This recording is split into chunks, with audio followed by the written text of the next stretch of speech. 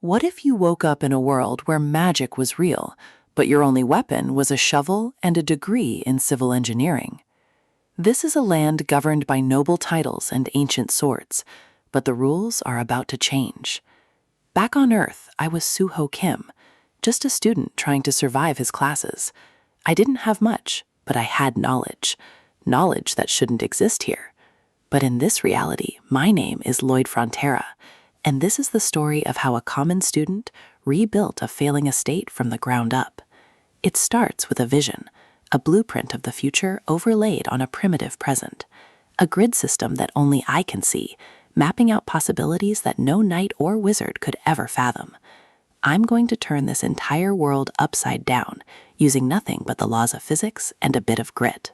Where others see a landscape, I see a city of steel and glass waiting to be born.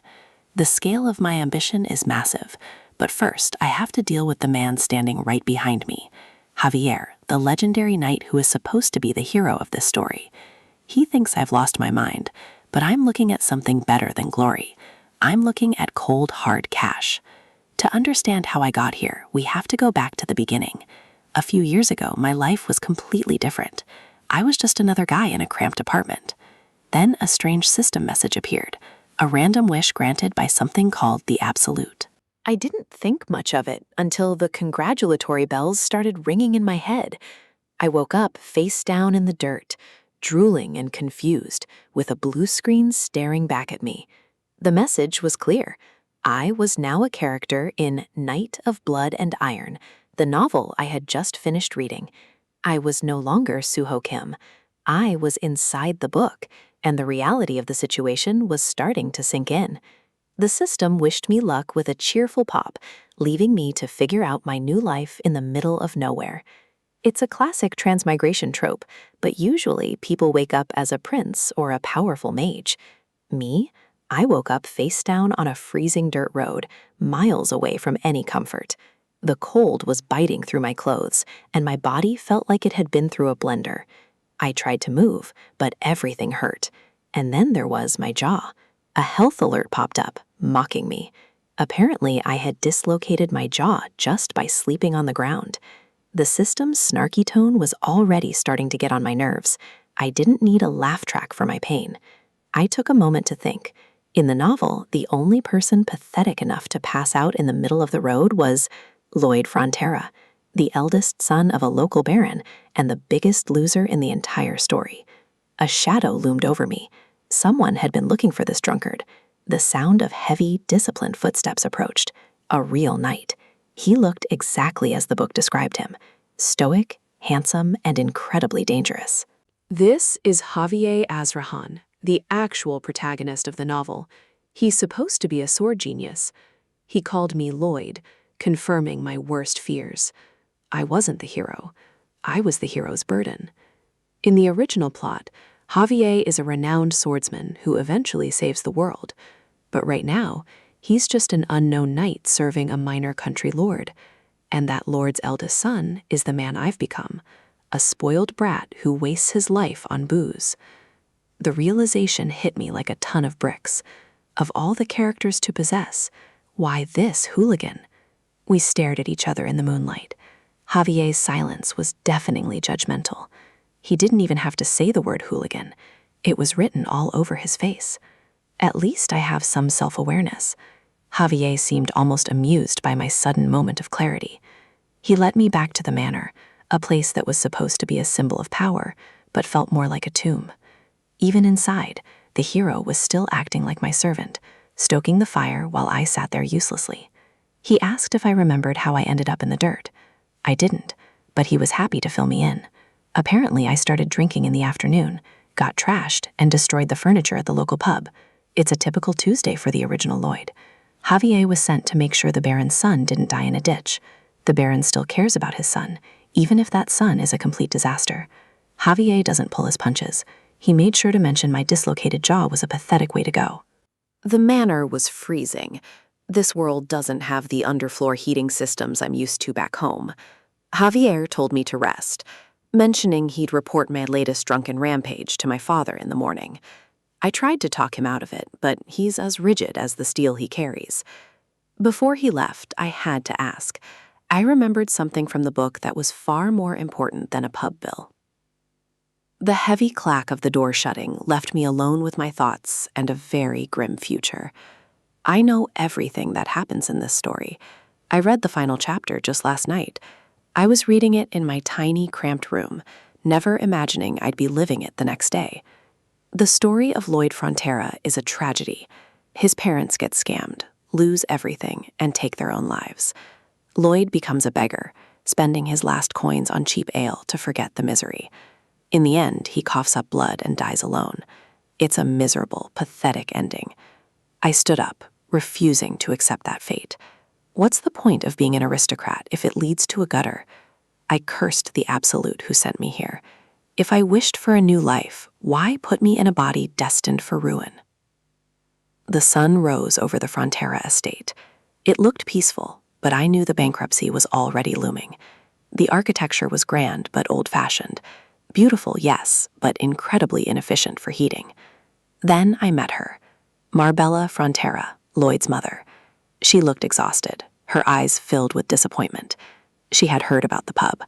I tried to lie and say I was just reading a book, but no one was buying it. She begged me to at least go and apologize. The guilt in her voice was harder to handle than Javier's insults. I realized I had to clean up the mess the original Lloyd made if I wanted to survive. My sudden agreement to apologize left them both speechless. They weren't used to me being reasonable. I stepped out into the village. It was a humble place, built with wood and stone, struggling against the elements. The villagers were hard at work, but the atmosphere shifted the moment I appeared. A man dropped his bundle of hay, his face pale with fear. They didn't see a noble, they saw a monster. Javier walked beside me, his presence the only thing keeping the peace. People were literally scrambling to get out of my way, hiding behind barrels as if I'd strike them for looking at me.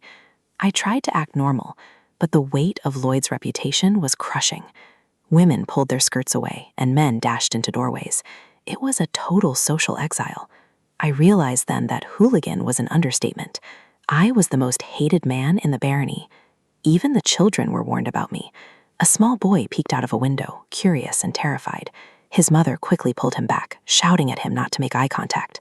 The slam of the shutters was a clear message. I was not welcome here.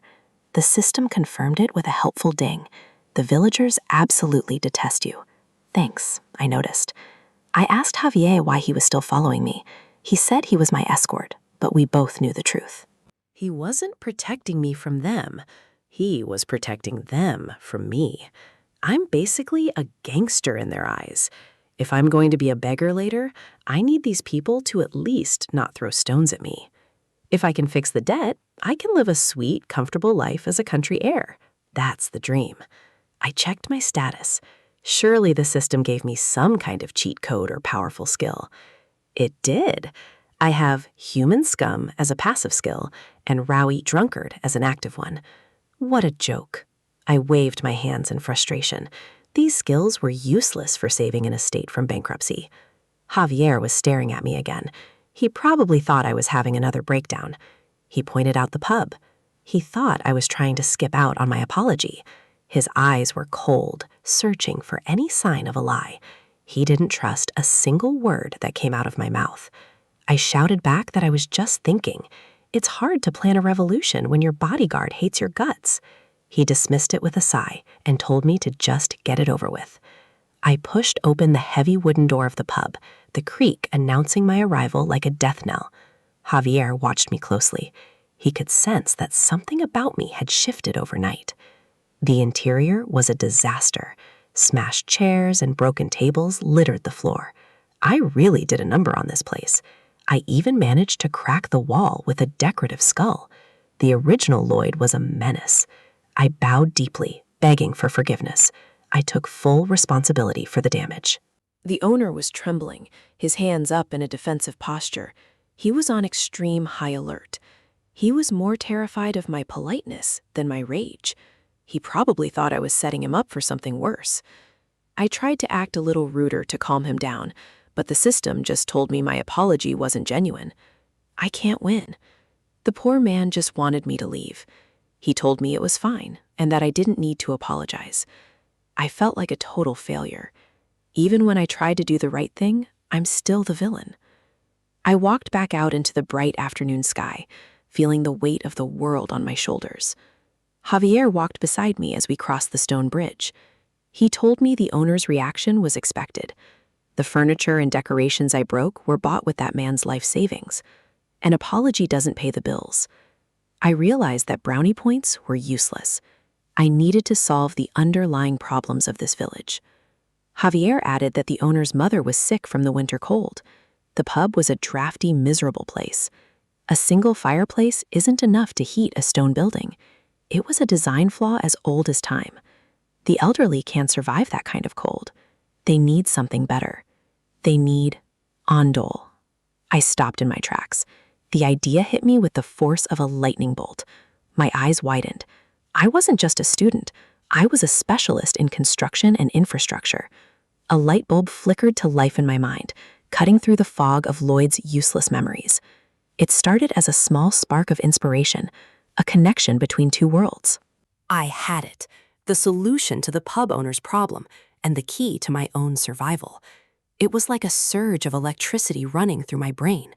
I could see the solution clearly. The jolt of realization was physical. I wasn't just Lloyd anymore. The light bulb went off, and suddenly, the path forward was illuminated. Technical data and architectural grids started zooming through my vision, mapping out the perfect heating system. There are no ondol floors in this world. If I built them, they will be the most sought-after luxury in the kingdom. The original Lloyd could never have dreamed of this. He didn't have the vision or the discipline. But the real me, Suho Kim, has exactly what it takes. My past life wasn't a waste. It was preparation. I majored in civil engineering. I spent my time in the army building houses with my own two hands. I've worked day and night on construction sites, hauling bricks and pouring concrete. This is it. With my knowledge of modern engineering, I can settle all of the Baron's debts and more. I spun around and started sprinting back toward the pub, leaving a confused Javier in my wake. I was going back to get my very first contract. My journey as the greatest estate developer was beginning. The system chimed again, sensing my change in resolve. My true journey had finally begun. A new feature activated, the RP system. Relationship points with key characters are now on the table. I'm starting at 0, but I'm not planning on staying there for long. The world is about to find out that a shovel and a good plan can be more powerful than any sword. RP? Is that like experience points for my new life? I need to figure out how this system actually works. Apparently, I earn it by improving relationships with key characters. In a world where everyone hates me, that's going to be a challenge. I decide to test it out on my bodyguard. A status window finally appears over Javier's head. -30? That's not just a bad rating. That's a he might leave me for dead rating. I need to fix this immediately. I try to be friendly, using the classic approach of a simple compliment. I tell him he's looking exceptionally handsome today, flashing my most convincing smile. The system notes I'm clearly trying to buy his favor, and it backfires instantly. My approval rating drops to -31. He's not just unimpressed, he's annoyed. I realize that rushing this will only make it worse. I need to show real results if I want to survive this world's social ladder. The first step of my plan brings me to the local pub, the heart of the village's social circle. I've drawn up a contract. I'm offering to be the builder for a project the owner desperately needs. I propose writing off all the property damage I caused in the past against the construction fees. It's a win-win on paper. But the pub owner isn't having it. He looks at me with pure suspicion, and the system confirms it. He's using a skill called Stone Wall Heart. His lack of trust is literally a defensive barrier against my words. If I can't win him over with a fair deal, I have to pivot. My big plan can't fail before it even starts. I decide to lean into the hooligan reputation the original Lloyd worked so hard to build. I put on my best threatening face, making him think I'll cause even more trouble if he doesn't sign. The system calls me absolute garbage, but it works. I've got my first order. It's not the most noble start, but in this world, Results are the only thing that matter. Javier watches from the sidelines, his silence speaking volumes about how much he despises my methods. I head to the construction site to begin the measurements. It's time to put my engineering knowledge to the test. Javier confronts me immediately, asking if I'm just coming up with new ways to cause misery. He's convinced I'm running a scam. He doesn't believe a man like Lloyd is capable of honest work. I stop and look at him. It's time for a little lesson in psychology. I ask him if he's ever heard of cognitive distortion. He looks confused, but I have his attention. I explain that it's when prejudice and negative thinking cling to the brain, making you believe someone will always fail because of their past. He counters that it isn't prejudice, it's experience and statistics. He's a rational man, which makes him dangerous. I simply ask if statistics from the past should dictate the future. I can see the gears turning in his head. He's stunned by my logic. He probably didn't think the town drunk knew words with more than 2 syllables. I tell him I'm going to make the pub owner smile. I'm going to prove everyone wrong. Then I start the grueling physical labor. I haven't worked a day in this body, and it shows. But those smiles will be more than just a good deed. They will be the foundation of my survival. If I can turn a profit and a reputation at the same time, I can finally start living the life I want. I dig, scoop out the dirt, move it, pack it, and repeat. It's mindless, exhausting work. I use timber from my father's warehouse to build a traditional frame. Every joint and beam has to be perfect. The structure starts to take shape, but the physical toll is becoming unbearable. I collapse onto the ground, gasping for air. This body is pathetically weak compared to what I'm used to. Javier stands over me, noting that it's taken me a week to finish what should have been a simple task. He's still watching me like a hawk, wondering where I learned these skills and if I'm actually going to honor the contract. I struggle to get back up, my legs trembling with every movement.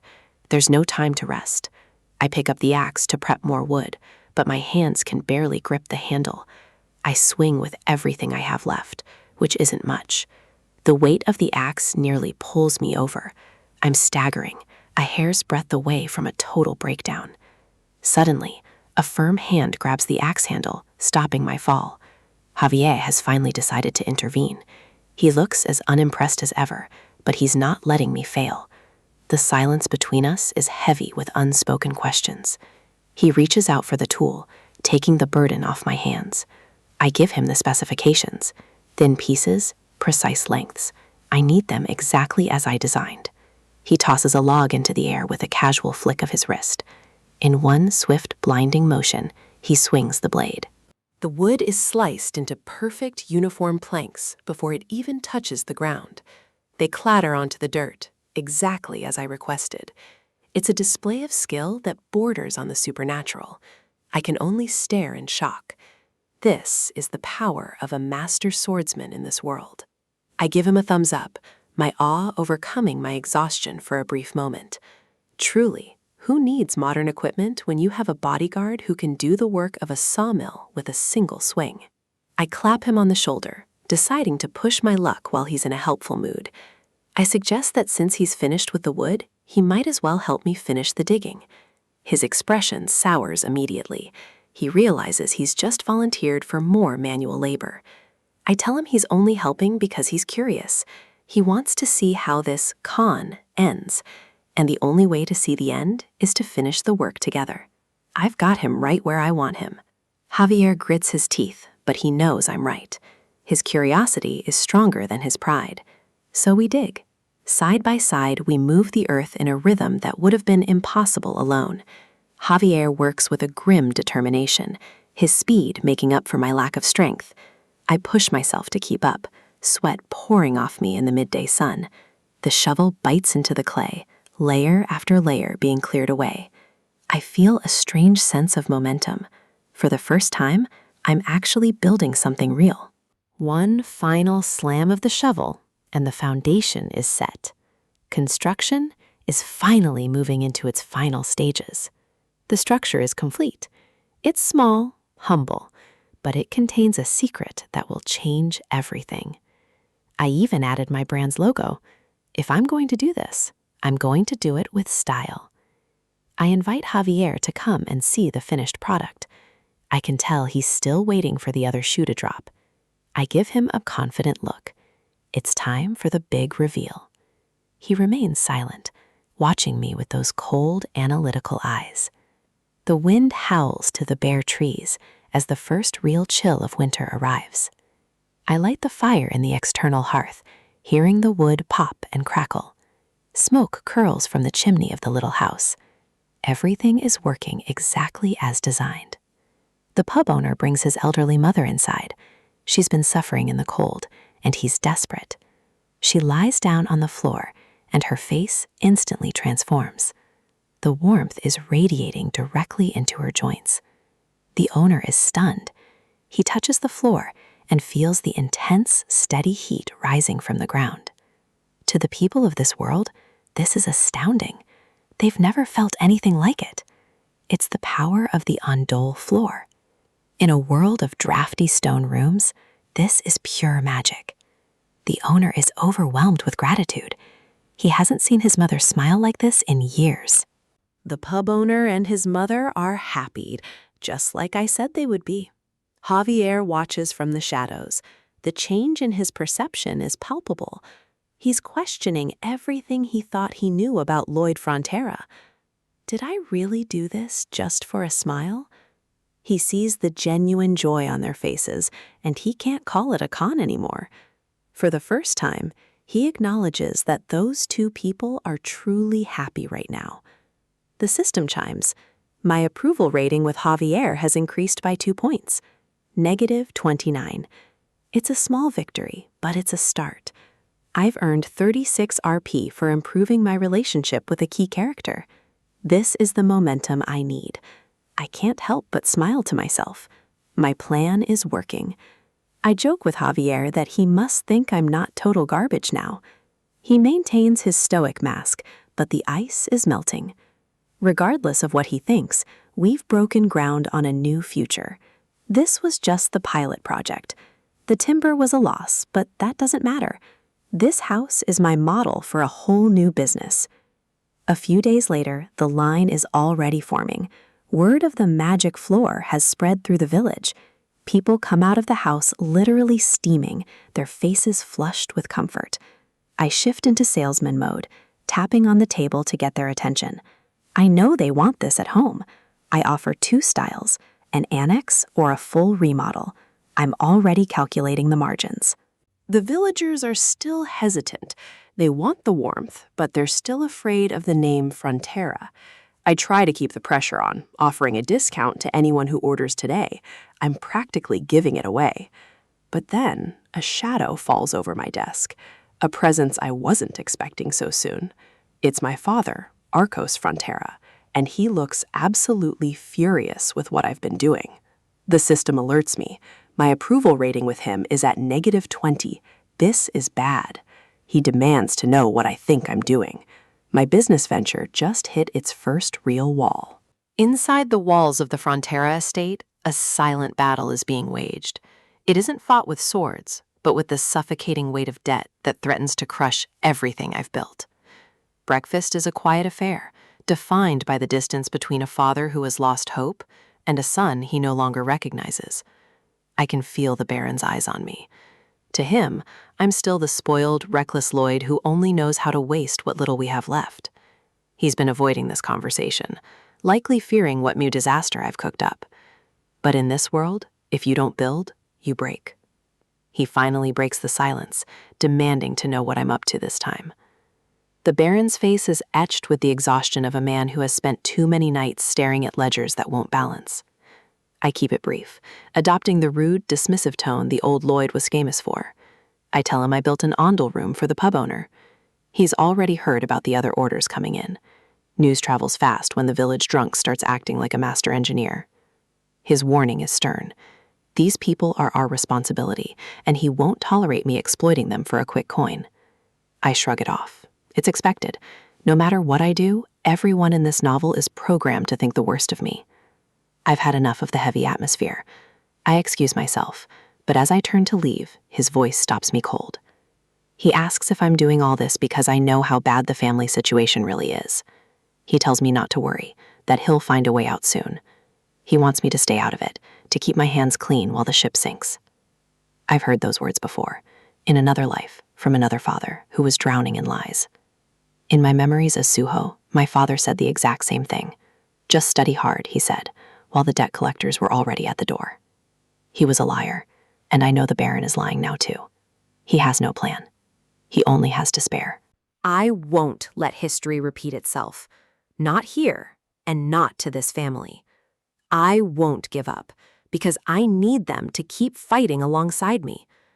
I wish I had been brave enough to say that back then. Now, I have a second chance to be the son that actually provides. The numbers are looking good. 32 Style A orders, 57 Style B. The construction money is starting to flow, but it's just a drop in the bucket compared to the total debt. My thoughts are interrupted by heavy footsteps. Someone is moving through the manor with the arrogance of an owner. Moneylenders. Meatloaf and Shiloh. 2 vultures who have come to pick the last bit of meat off our bones. They walk right past me without so much as a glance. To them, the son of the Lord is just another piece of furniture that will soon be sold. I recognize those names. In the original story, these 2 were the catalysts for the Baron's ultimate downfall. They head straight for the Baron's study. It's time to see just how much damage these vultures intend to do. The slamming of a fist against wood echoes through the hall. They're losing patience, demanding payment that they know isn't there. They're threatening action. In this world, that's a polite way of saying they'll take everything, including our lives. I peer through the doorway. The Baron looks small, cornered by men who have no respect for his title or his humanity. Perfect timing. I was looking for a way to test my new standing, and these 2 just volunteered to be my guinea pigs. I step into the room with a grin that makes even these thugs hesitate. They have no idea that the useless son is the most dangerous person in the room. But before I deal with them, I need to figure out how to use the RP I've accumulated. A strange world requires a strange set of tools. The system confirms it. I can invest my relationship points into gaining new abilities. It's time to trade social standing for survival. A hum of energy begins to vibrate beneath my feet. The world is literal code, and I'm about to rewrite my own stats. Data streams past my eyes. Soil mechanics, hydraulics, structural engineering. The knowledge from my past life is being digitized and enhanced. It's a rush of information, advanced design programming and concrete theory flooding my mind. I'm no longer just a student. I'm becoming the architect of this kingdom. The system mocks me, surprised that I know more than I look. I have a scholarship, you piece of junk. Don't underestimate a desperate engineer. 2 skills are available based on my current knowledge: basic surveying and basic design, essential for any developer. I can't see the full details yet, but in a world without GPS or CAD software, any magical edge is worth the cost. I have 36 points. It's enough. I click and commit, feeling the points drain away as the transformation begins. The sensation is like a lightning bolt to the brain. Basic surveying locks in, and suddenly the way I see the world changes forever. I don't need tools. I can see the grid of the land itself, the elevations and coordinates burned into my retinas. I am the GPS. Then comes basic design. I can visualize structures in midair, rotating and refining blueprints with a flick of my fingers. This will make construction 10 times faster, but I'm still just one man. Even with Javier's help, we need more muscle. I find myself wishing for heavy machinery. A backhoe would solve all my problems, but summoning a tractor into a fantasy world seems like a stretch. The system chimes in again. It turns out there is a way to get a summon. My interest is piqued. A new window pops up, glowing with a promise of power. I need something that can move mountains, literally. It looks like a gacha game ad. Unique personalities, wide range of skills, a loyal partner to help me build my empire. Premium summons? This system really is a piece of work. It's preying on my need for efficiency.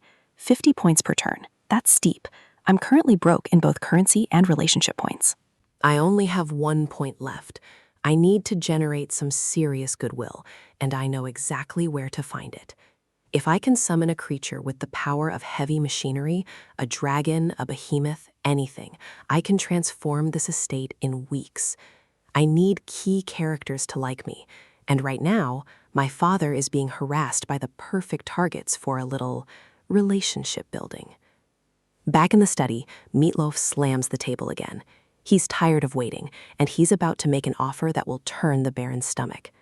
The Baron looks defeated, his dignity stripped away by these lowlifes.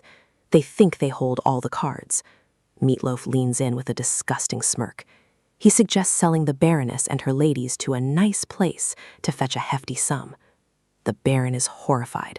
Even in his darkest hour, he never imagined such a vile suggestion. It's the ultimate insult to his honor. I lean over Meatloaf's shoulder, my voice dripping with mock concern. A lender should have better manners, shouldn't he? He jumps, startled by my sudden presence.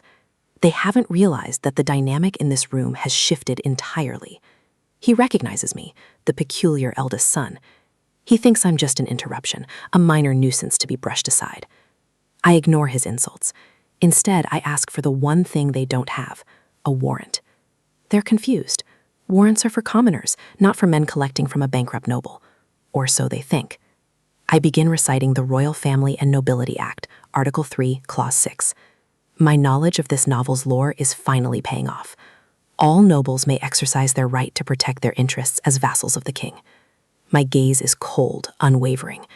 They sputter, claiming they've never heard of such a law. Of course they haven't. They're used to bullying people who don't know their rights. I offer to help them find out.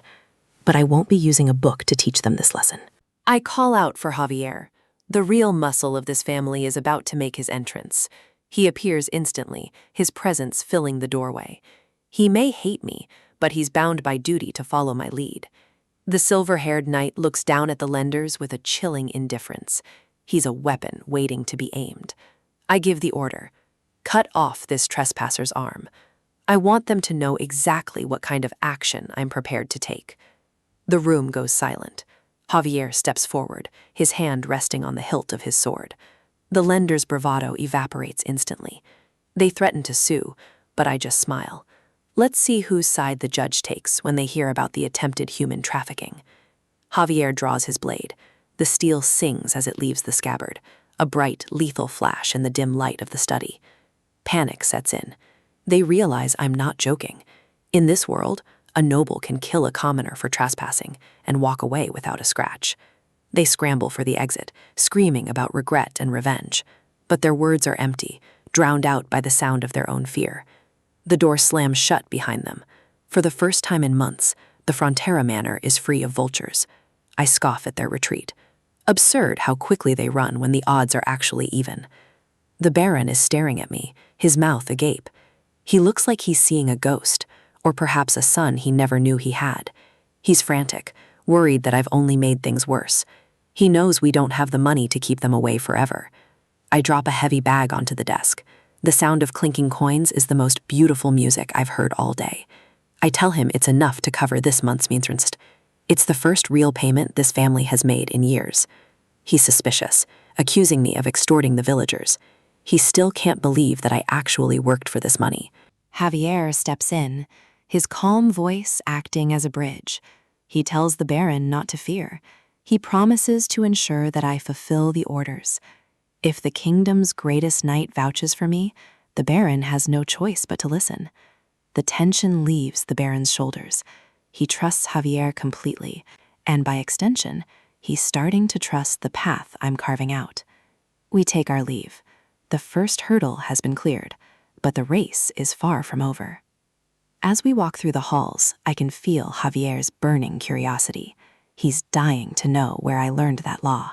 He asks how I knew about it. He always thought I was the ignorant type. I just tell him I picked it up somewhere. The truth is much darker. I know that law because in the original novel, Javier used it after the Baron and Baroness committed suicide. The loan sharks had come to dig up their bodies to sell them. It was the most horrific moment in the book. That was when Javier recited the act. He used the law not to protect his interests, but to justify his vengeance. He took their heads right there in the rain. I used his future words to prevent that future from ever happening. Knowing the story is my greatest weapon. It allows me to stay 2 steps ahead of fate. And now, for the reward, I can feel the system gears turning, calculating the impact of my actions. The notification pings. Baron Frontera's approval rating has increased. It's a small gain, but a significant one. And there it is, 60 relationship points for improving my bond with a key character. The jackpot I was waiting for. Current RP, 61. I finally have enough for a turn at the summon game. Everything is falling into place. I'm coming for you, Summon. Let's see what kind of monster I can put to work for the Frontera estate. Under the silver glow of a full moon, the quiet of the night hides a secret that could either bankrupt this barony or rebuild it from the ground up. The training grounds are empty, providing the perfect stage for a desperate gamble. Survival in this strange world requires tools that don't yet exist in this era. One last look around to ensure no prying eyes are watching. If the commoners or the knights saw me now, they'd think the young master had finally lost his mind. The system interface flickers into life. 50 reputation points, a steep price for a single turn in the random summon game. There's no turning back now. I press start, feeling the weight of the estate's future resting on this digital roll of the dice.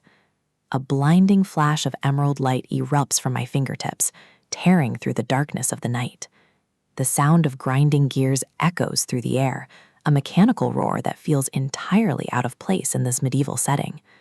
Patterns of light spin and collide, forming the complex geometry of a summoning circle that defies every known law of magic. The sheer scale of the energy is overwhelming. I can only stare in awe as the atmosphere vibrates with raw power. The circle stabilizes, glowing with an intensity that suggests a legendary beast is about to cross over from the void. But as the light fades, the grand spectacle shrinks down to something incredibly small and annoyingly loud. A final burst of energy signals the completion of the summon, and something tumbles out onto the dusty ground. A hamster. A round, cheerful, and utterly tiny hamster greets me with a squeak that feels like a slap in the face. I can't believe it. After all that buildup, all those points, I'm left staring at a ball of fluff that looks like it belongs in a pet shop. It rolls across the dirt with a soft thud, looking perfectly content with its new surroundings. The creature springs up, practically beaming with pride. It has no idea it's just ruined my night. The silence between us is deafening. I spent my hard-earned points on a rodent that can't even scare away a cat. I can't help but scowl. This is a dud, a total waste of resources when time is the one thing I don't have. The little guy seems to take offense at my disappointment, puffing out its cheeks in a display of tiny, useless fury. It starts squeaking frantically, trying to communicate something that my human ears just aren't picking up. I turn to walk away, but the hamster isn't done yet. It's determined to prove it has more to offer than just cuteness. It begins to chew on something invisible, its cheeks expanding to an impossible size as it works away at a hidden task. With a sudden spit, it launches a wet, crumpled object toward my feet. It's disgusting, but it might be important. I carefully unfurl the damp parchment. It's a user manual for the creature, which apparently goes by the name Peepotong. The manual claims Peepotong is an adorable hamster that needs lots of love, but the real secret lies in the tiny pouch it came with. Inside the pouch are specialized sunflower seeds, red for growth, blue for shrinking back to its original state. The cost for more seeds is minimal, but the potential application is starting to click in my mind. If this creature can scale up to the size of a human, it might actually be useful for basic labor. Hamsters are natural tunnelers. If I can harness that instinct on a larger scale, I've just solved my excavation problem. I offer the red seed, and Peepotong devours it in a single greedy gulp. The transformation begins instantly. The air begins to crackle again as a second flash of light envelops the training ground, far more violent than the first.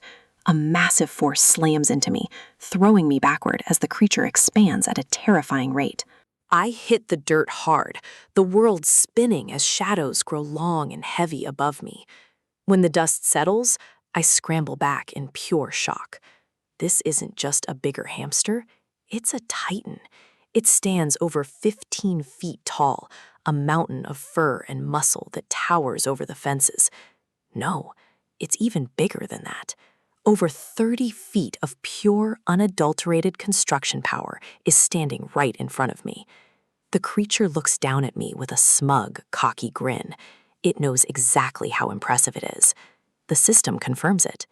Digging level 1. This is exactly what I needed to break ground on the new infrastructure.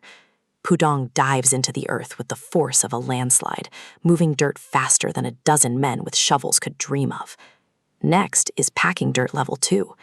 The ground beneath its paws is compressed into a solid, stable foundation in seconds. It moves with a rhythmic swirl, carving out paths and leveling the terrain with mechanical precision. And then there's the cheek pockets, level 1, but the volume it can carry is already staggering. The giant rodent pauses, its cheeks bulging with tons of excavated material as it waits for my next command. With a casual shrug, it disgorges a massive pile of rocks and clay exactly where I need them. The impact shakes the ground. This isn't just a summon, it's a living, breathing piece of heavy machinery. I've hit the jackpot. With this heavy equipment at my side, the construction of the Ondol system is no longer a pipe dream. But I can't just walk around with a 30-foot hamster without raising questions. I need a cover story, and I need it fast. A summoning master. That's the lie I'll sell. People in this world accept magic far more easily than they accept engineering. With the logistics handled, it's time to move on to the next phase. Organized labor. The estate's revival starts now. Morning breaks over the Frontera barony, bringing with it a crisp air and the promise of hard work. The valley is beautiful, but its beauty hides the poverty and debt that threaten to swallow us whole. I gather the soldiers by the river.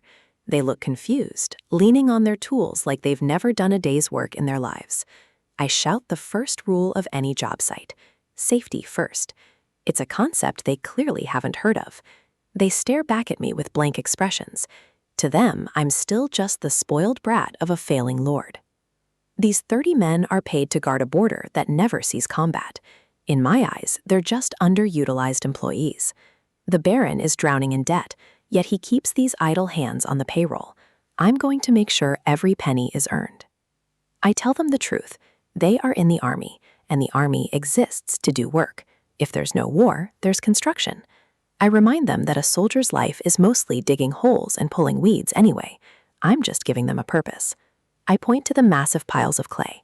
I tell them I spent all night digging them up myself, though the credit really belongs elsewhere. In reality, Peepaw did in 30 minutes what it would take these men weeks to accomplish. But they don't need to know that yet. This is the beginning of the estate's renaissance. We are building the future, and I need every one of them to move that clay to the site. The response is exactly what I expected, a sea of glum faces and silent resentment. They hate the idea of actual labor. I let their silence hang in the air. I knew they wouldn't follow me willingly, but I have a plan for the holdouts. A voice cuts through the tension. Master Lloyd. It's cold, authoritative, and dripping with hidden malice. Sir Neumann, the senior knight of the barony. He carries himself with a pride that his character doesn't deserve. I turned to face him with a smirk. I knew he would be the first to challenge me. In the original novel, he was the first to betray us. This land has 3 knights: Neumann, the man before me, Bayern, who is loyal, and Javier, the true hero of the story. When the estate eventually falls into ruin in the original timeline, Javier and Bayern stay until the bitter end. But Neumann? He's the rat who sells out the Baron to conmen and flees with whatever he can carry. Looking at his arrogant face now, I realize I can't allow a traitor to remain the land's foremost knight. He asks me what I think I'm doing, his hand resting near his sword as if to intimidate me into submission. He claims he won't tolerate his honorable men being covered in dirt. It's a transparent attempt to maintain his own power over them. I call his bluff. He's not worried about honor. He's worried that if I pay off the debts, his chance to profit from our ruin disappears. He tries to shift the conversation back to my prior conduct, reminding everyone of the drunkard I used to be. He accuses me of using the men for personal gain, hoping to turn the soldiers against me before I can even begin. I lean against my shovel, looking bored. He thinks he's winning this verbal sparring match. No, that sounds about right, I admit with a grin. Honesty is a weapon he doesn't know how to parry. I lock eyes with him, the playfulness vanishing. I tell him exactly what happens to people who stand in the way of progress. The man is fragile. I can see the veins popping in his neck. If he were a gamer, he'd be a keyboard-smashing rage quitter. It's time to stop talking and start pressing his buttons. I slam my shovel into the ground with purpose. I swing the tool with a flourish, the motion sharp and deliberate. I'm not just a developer. I'm the one in charge here. The soldiers gasp in shock. They've never seen the young master act with such confidence or such blatant disrespect for a knight. Neumann is trembling with fury, his face turning a deep shade of red as his honor is dragged through the mud. He can't stand being looked down upon by the son of a soon-to-be-ruined baron. His ego is his greatest weakness. I stand my ground, my boots planted firmly in the dirt. I'm not the boy he remembers, and he's about to find that out the hard way. He screams at me, calling me a scoundrel and insulting my family. He's lost control, exactly as I planned. I cut my ear, pretending I can't hear his tantrum. What was that? Let's forget about ranks and fight this out? I twirl the shovel in my hand like a seasoned warrior. It's a performance, but one backed by a very real threat. I point the blade of the shovel directly at his chest. The challenge is issued, and there's no backing down. Let's do this thing, I say, my voice steady and cold. A duel, I mean. Neumann's eyes widen in disbelief. He thinks he's about to teach me a lesson, but he has no idea the world has already changed. The challenge has been issued, but the reality of the situation is starting to set in. A duel against a seasoned knight like Sir Neumann isn't just a bold move, it's potentially a death sentence. Javier looks at me with that signature cold stare. He's not just asking if I'm confident, he's asking if I finally lost my mind. Of course I haven't lost my mind. I'm not some suicidal hero. I know exactly how outclassed I am right now. He reminds me that Neumann is a sword expert who can use the mana heart sill. In this world, that's like bringing a tank to a knife fight. And me?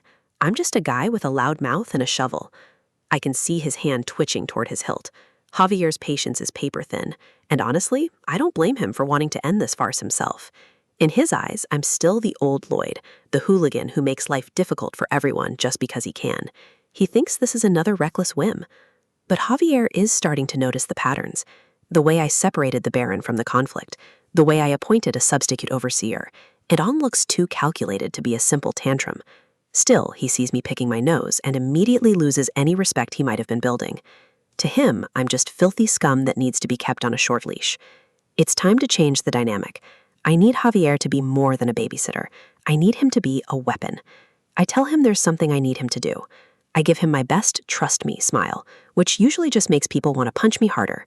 I ask him to teach me how to use a sword. His response is immediate and absolute. He refuses without a second thought. He claims his only job is to watch me. He doesn't see the point in training a man he despises. Then comes the insult. He believes that if human trash like me learns to fight, the people around me will be in even greater danger. He's not wrong about my reputation, but he's wrong about my future. I play it cool. I act like his refusal is just a minor setback, but I've already got the leverage I need. I lean in with a smirk. What if I told him that teaching me would be the key to curing his most painful secret? The look on his face is priceless, total shock. He wonders how a backwoods noble like me could possibly know about his condition. I tell him it's all in the books. I know he has chronic insomnia, and more importantly, I know exactly why he can't sleep. In this world's lore, knights are ranked by their mastery. Javier is on the verge of becoming a sword master, a rank that borders on superhuman. But that power comes with a strange world rule. His senses are so sharpened, so hyper-aware, that the world is too loud and too bright for him to ever truly rest. He sighs, finally admitting defeat. The dark circles under his eyes tell the story better than any words could. He's desperate. We strike a deal. If I can make him sleep, he has to train me. No takebacks, no excuses. He smirks back, confident that I'll fail. He's tried everything from herbs to Eastern medicine, and nothing has ever worked. But he hasn't tried the ultimate weapon of the modern world. He settles into his chair, expecting another useless remedy. I stand before him, ready to unleash a power more sleep-inducing than any magic spell or potion. I start reading my reinforced concrete textbook. The dry, technical descriptions of material components and thermal expansion coefficients are a lullaby that no fantasy hero can resist. One page in, and he's out like a light. Victory. While he's lost in a dream of structural engineering, I'm one step closer to surviving that duel. His swordsmanship is practically mine now. The next morning, the real work begins. The birds are chirping, the sun is up, and Javier is ready to make me regret my cleverness. He doesn't start with a sword. He starts with a test of endurance. 50 laps around the perimeter. He expects me to whine, to beg, to quit. I just look at him. He's waiting for the old Lloyd to start throwing a tantrum. Instead, I just turn around and start running. No complaints, no hesitation. Javier is stunned. This isn't the lazy, entitled brat he spent years guarding. The discipline I'm showing is completely foreign to him. He watches me from the center of the field, his hand on his sword, trying to figure out what game I'm playing. As the laps pile up, I can feel his gaze boring into my back. He's looking for any sign of weakness, any reason to stop the training. I make sure to give him a little bit of the old Lloyd attitude, just to keep him on his toes. I shout about wanting to learn cool skills instead of just running. I keep the pace steady. Every step is a reminder that I have a month to become someone who doesn't get slaughtered by Neumann. I taunt him as I pass, calling out his plan. He thought I'd refuse so he could use it as an excuse to stop teaching me. I'm huffing and puffing, my body screaming in protest, but I'm not stopping. I point my finger at him, laughing through the exhaustion. I've caught him in his own trap, and we both know it. The look of sheer annoyance on his face is a bullseye for me. I'm getting under his skin, but in a way that forces him to respect my effort. I dash off for the next lap, fueled by something Javier can't possibly understand. A notification pings in my mind. My annoying brat skill just leveled up. It seems the system recognizes that my personality is a weapon all its own. My legs feel like lead, and my lungs are on fire. This body wasn't built for this kind of exertion. I'd be lying if I said this wasn't hard. It's brutal. Every fiber of my being wants to collapse into the dirt. But then I remember Korea. I remember Suho. I remember waking up in a tiny, cold room with no family and no hope. I remember the endless days carrying bricks up 4 stories and the long nights unloading trucks just to keep from starving. I held on to the hope that things would get better, telling myself to just hold on a little longer. That Suho was a survivor, and so am I. Compared to the crushing weight of that life, running a few laps in the fresh air is nothing. This isn't a struggle. It's an opportunity. I see a light in the darkness of my memories, a voice telling me I deserve better, that my hard work will finally pay off. I reach out for that future. Just a little more effort, a little more pain, and I'll have the life I always wanted. The memory of my old self, sweating and exhausted under a construction helmet, flashes before my eyes. The despair of that life was a deep, dark pit. I refuse to ever fall back into it. I remember the moment it all felt like too much, the bricks spilling as I collapsed under the weight of a world that didn't care if I lived or died. Compared to that pain, compared to that soul-crushing despair, this training is a walk in the park. I run under the moonlight, a wide, manic grin on my face. This is nothing. I've survived worse than a lap around a castle. Javier watches me from the shadows, his expression finally shifting from annoyance to something resembling genuine intrigue. He sees my determination, the raw hunger in my eyes. He finally relents. He promises to teach me his actual sword-fighting techniques. Another notification. My approval rating with Javier has increased. It's a tiny step, but in our relationship, 1 point is a mountain. The system shows my current rating is still deep in the negatives. I've got a long way to go before he stops wanting to cut me down. but I've earned enough reputation points for improving our relationship that it feels like a major win. Total RP 29. It's a start. I'm building a foundation, brick by brick, just like I used to. The castle stands silent under the moon.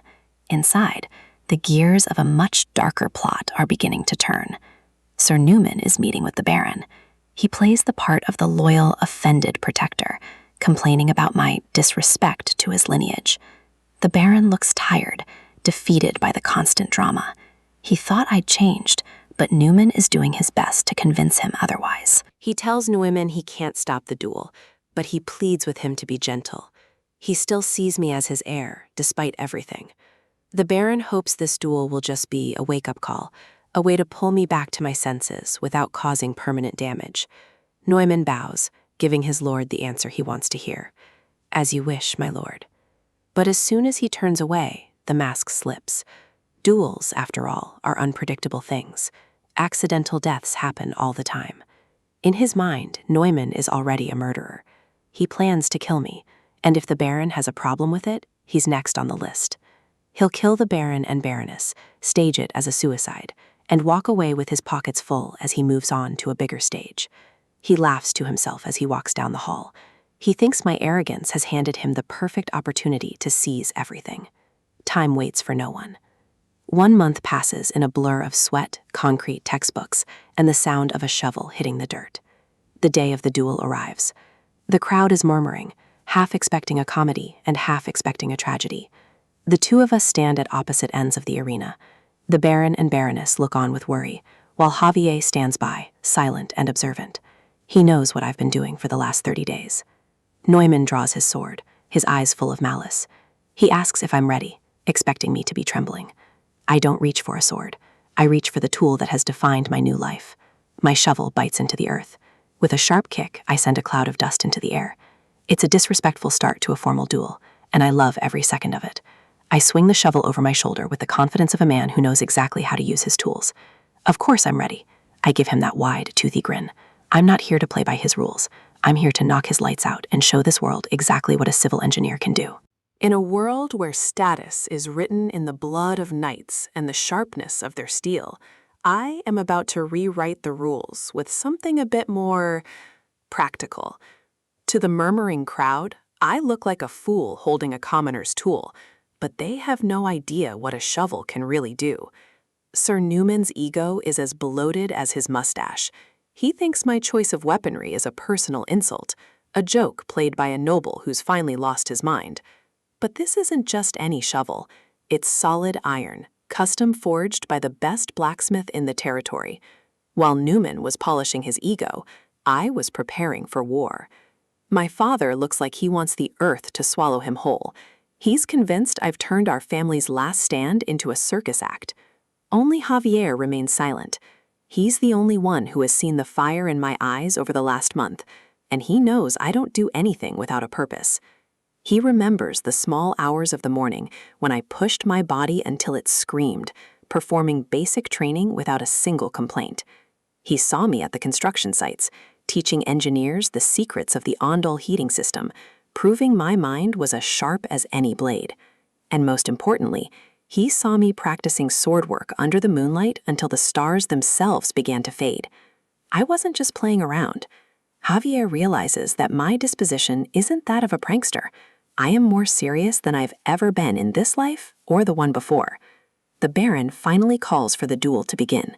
It's time to see if a lifetime of modern knowledge can overcome a world of traditional steel. Newman brandishes his sword with the practiced grace of a man who's never known a real struggle. He expects an easy victory. I take a stance that looks awkward to them, but to me, it feels like home. A shovel is just a different kind of lever, and I understand physics better than any knight. Javier's brow furrows. He's never seen a style like this. It's lackluster, unrefined, and completely unpredictable. Newman lunges, screaming about how I'm playing games. He thinks he can end this with one swift swing of his heavy blade. I don't retreat. I point the tip of the shovel forward, centering my weight and focusing on his momentum. The clang of metal on metal rings through the air. The shock on Newman's face is priceless when his sword bounces off my iron spade. The crowd goes silent. Even the Baron stops breathing for a second. That wasn't luck. That was a perfect parry. Newman snarls, convincing himself that luck doesn't strike twice. He swings again, putting his full weight behind the blow. Another resounding clang. I am holding my ground against a trained knight with nothing but a digging tool. It's a beautiful sight. Javier's eyes widen. He sees the efficiency in my movements now. This isn't a dance. It's a skill adapted specifically for real-life survival. Newman is starting to sweat. The low life he looked down on is suddenly a wall he can't climb. I can't help but grin. In my past life, every Korean man learned the art of the bayonet. And a shovel? It's just a bayonet with a wider edge. This is the essence of modern hand-to-hand combat. Thousands of hours of military tradition channeled into a single, focused discipline. Newman is wide open. I zoom in, the shovel moving with a speed he never anticipated. It's a more formidable weapon than he could ever imagine. The wide blade isn't just for digging. It's a shield that can absorb the heaviest of impacts. It's a tool that can cut through thick tree roots, making it perfect for jabbing through the gaps in a knight's defense. And if I really want to mess with his head, I can use it for things no sword could ever do. I hop onto the shovel, riding it like a pogo stick to keep him off balance. I can see the sheer confusion breaking his spirit as I laugh at his frustration. Javier is losing his mind. He's torn between being impressed by my technique and wondering if I've actually lost my marbles. I can't help it. The absurdity of the situation is too good. But beneath the laughter, I am calculating every move. Even Javier can't tell if this is a masterstroke of psychological warfare or if I'm just having too much fun. Neumann charges in a blind rage, screaming at the top of his lungs. He's completely lost his composure, exactly as I planned. I step back into a solid stance. The shovel was only my first weapon. It was the lure to draw him into the trap. My second weapon is the footwork I learned from Javier himself. I'm combining his elite knight training with my own unorthodox style. Neumann groans as I deflect another strike. He can't understand where a drunkard like me found this kind of strength. My third weapon is the one this world provides to those who know how to play the game. A surge of green light pulses through the shovel. The approval I gained from Javier, the man who once despised me, was the final piece I needed to unlock my true potential. Watching my parents see their son work hard for the first time in his life gave me the reputation points I needed to buy my victory. The system dings, confirming my purchase. I spent 40 RP on the shoveling skill extension, and it's about to pay for itself 100 times over. Neumann steps forward, but the air has changed. I am no longer just a man with a shovel. I am a master of it. Neumann exhales, his face hardening. He realizes that if he doesn't use his secret technique now, he's going to lose to a common tool. He claims he has no choice. He thinks using mana against a civilian is beneath him, but his fear is telling a different story. A blue aura begins to swirl around him. The air grows cold and heavy as he prepares to strike with the force of a true knight. Javier sees it immediately, his eyes sharpen. He knows that this level of mana is lethal for anyone who hasn't spent years training to resist it. The energy whooshes around Neumann, concentrating in his chest. He's summoning his mana heart, a feat that usually takes a lifetime to master. I watch him calmly. I know exactly what he's doing. In the story I once read, this was his ultimate trump card. But the mana heart isn't just a source of power. In the hands of someone who knows the world's hidden rules, it's a liability. Newman raises his sword, the blue light glowing with a terrifying intensity. He thinks he's already won. He calls me a hooligan and tells me we're only getting started. He's so confident in his stolen power. I close my eyes for a second, feeling the resonance of the mana in the air. I don't need a sword to win this. The energy whooshes around us as the two of us collide. The ground beneath our feet begins to crack from the sheer pressure. Javier knows that for a regular person, it takes 5 years just to summon a mana heart. He thinks it's impossible for me to block this. Normally, he'd be right. A normal man would be pulverized by this much concentrated mana. But I am not normal. I have the memories of the author of this very story, and I know a secret that Newman has forgotten. Newman calls me a fool, certain that his blade will crack both my shovel and my skull in one fell swoop. My mother gasps, hiding her eyes. She can't bear to see her son destroyed by the knight she once trusted. My father's face is pale with terror. He's watching his legacy and his family's future hang by a single iron thread. The slam of the sword against the shovel echoes like a thunderclap. But instead of breaking, my shovel begins to glow. Newman's eyes go wide. He can feel his power being diverted, pulled away from his blade and into my tool. He staggers back, his legs turning to jelly. He can feel the strength leaving his body, as if a drain has been opened in his soul. I give him a wicked grin. It's time for my fourth and final weapon, the one that will truly end this duel. Javier recognizes it instantly.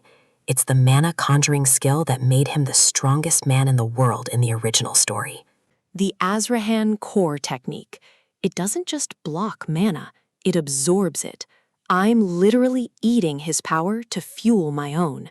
Neumann screams in agony as his own energy is ripped from him. He realizes too late that he's been fighting a monster in human skin.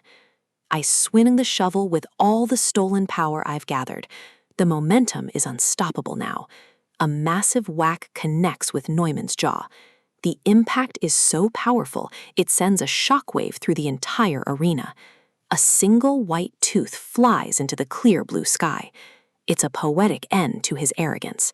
Neumann's head snaps back, his eyes rolling into his head. He's out before he even hits the ground. The shovel clangs against his armor one last time as he collapses. The mighty knight has been brought low by a piece of gardening equipment. I hold the shovel high, the sun glinting off its iron surface. I am the winner, and I did it on my own terms. Neumann hits the dirt with a heavy thud, spit and blood flying from his mouth. He's a broken man. The slam of his body against the earth signals the end of his reign of terror. My family is safe.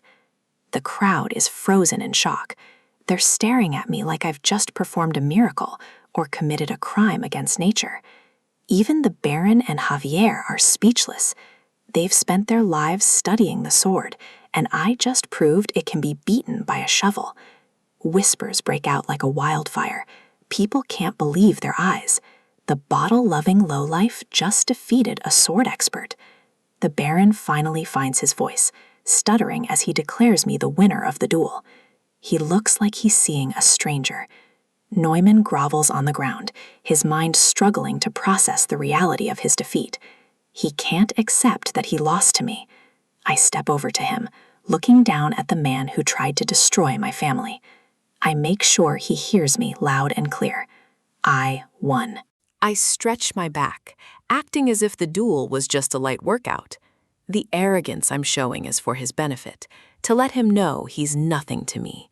But I'm not finished yet.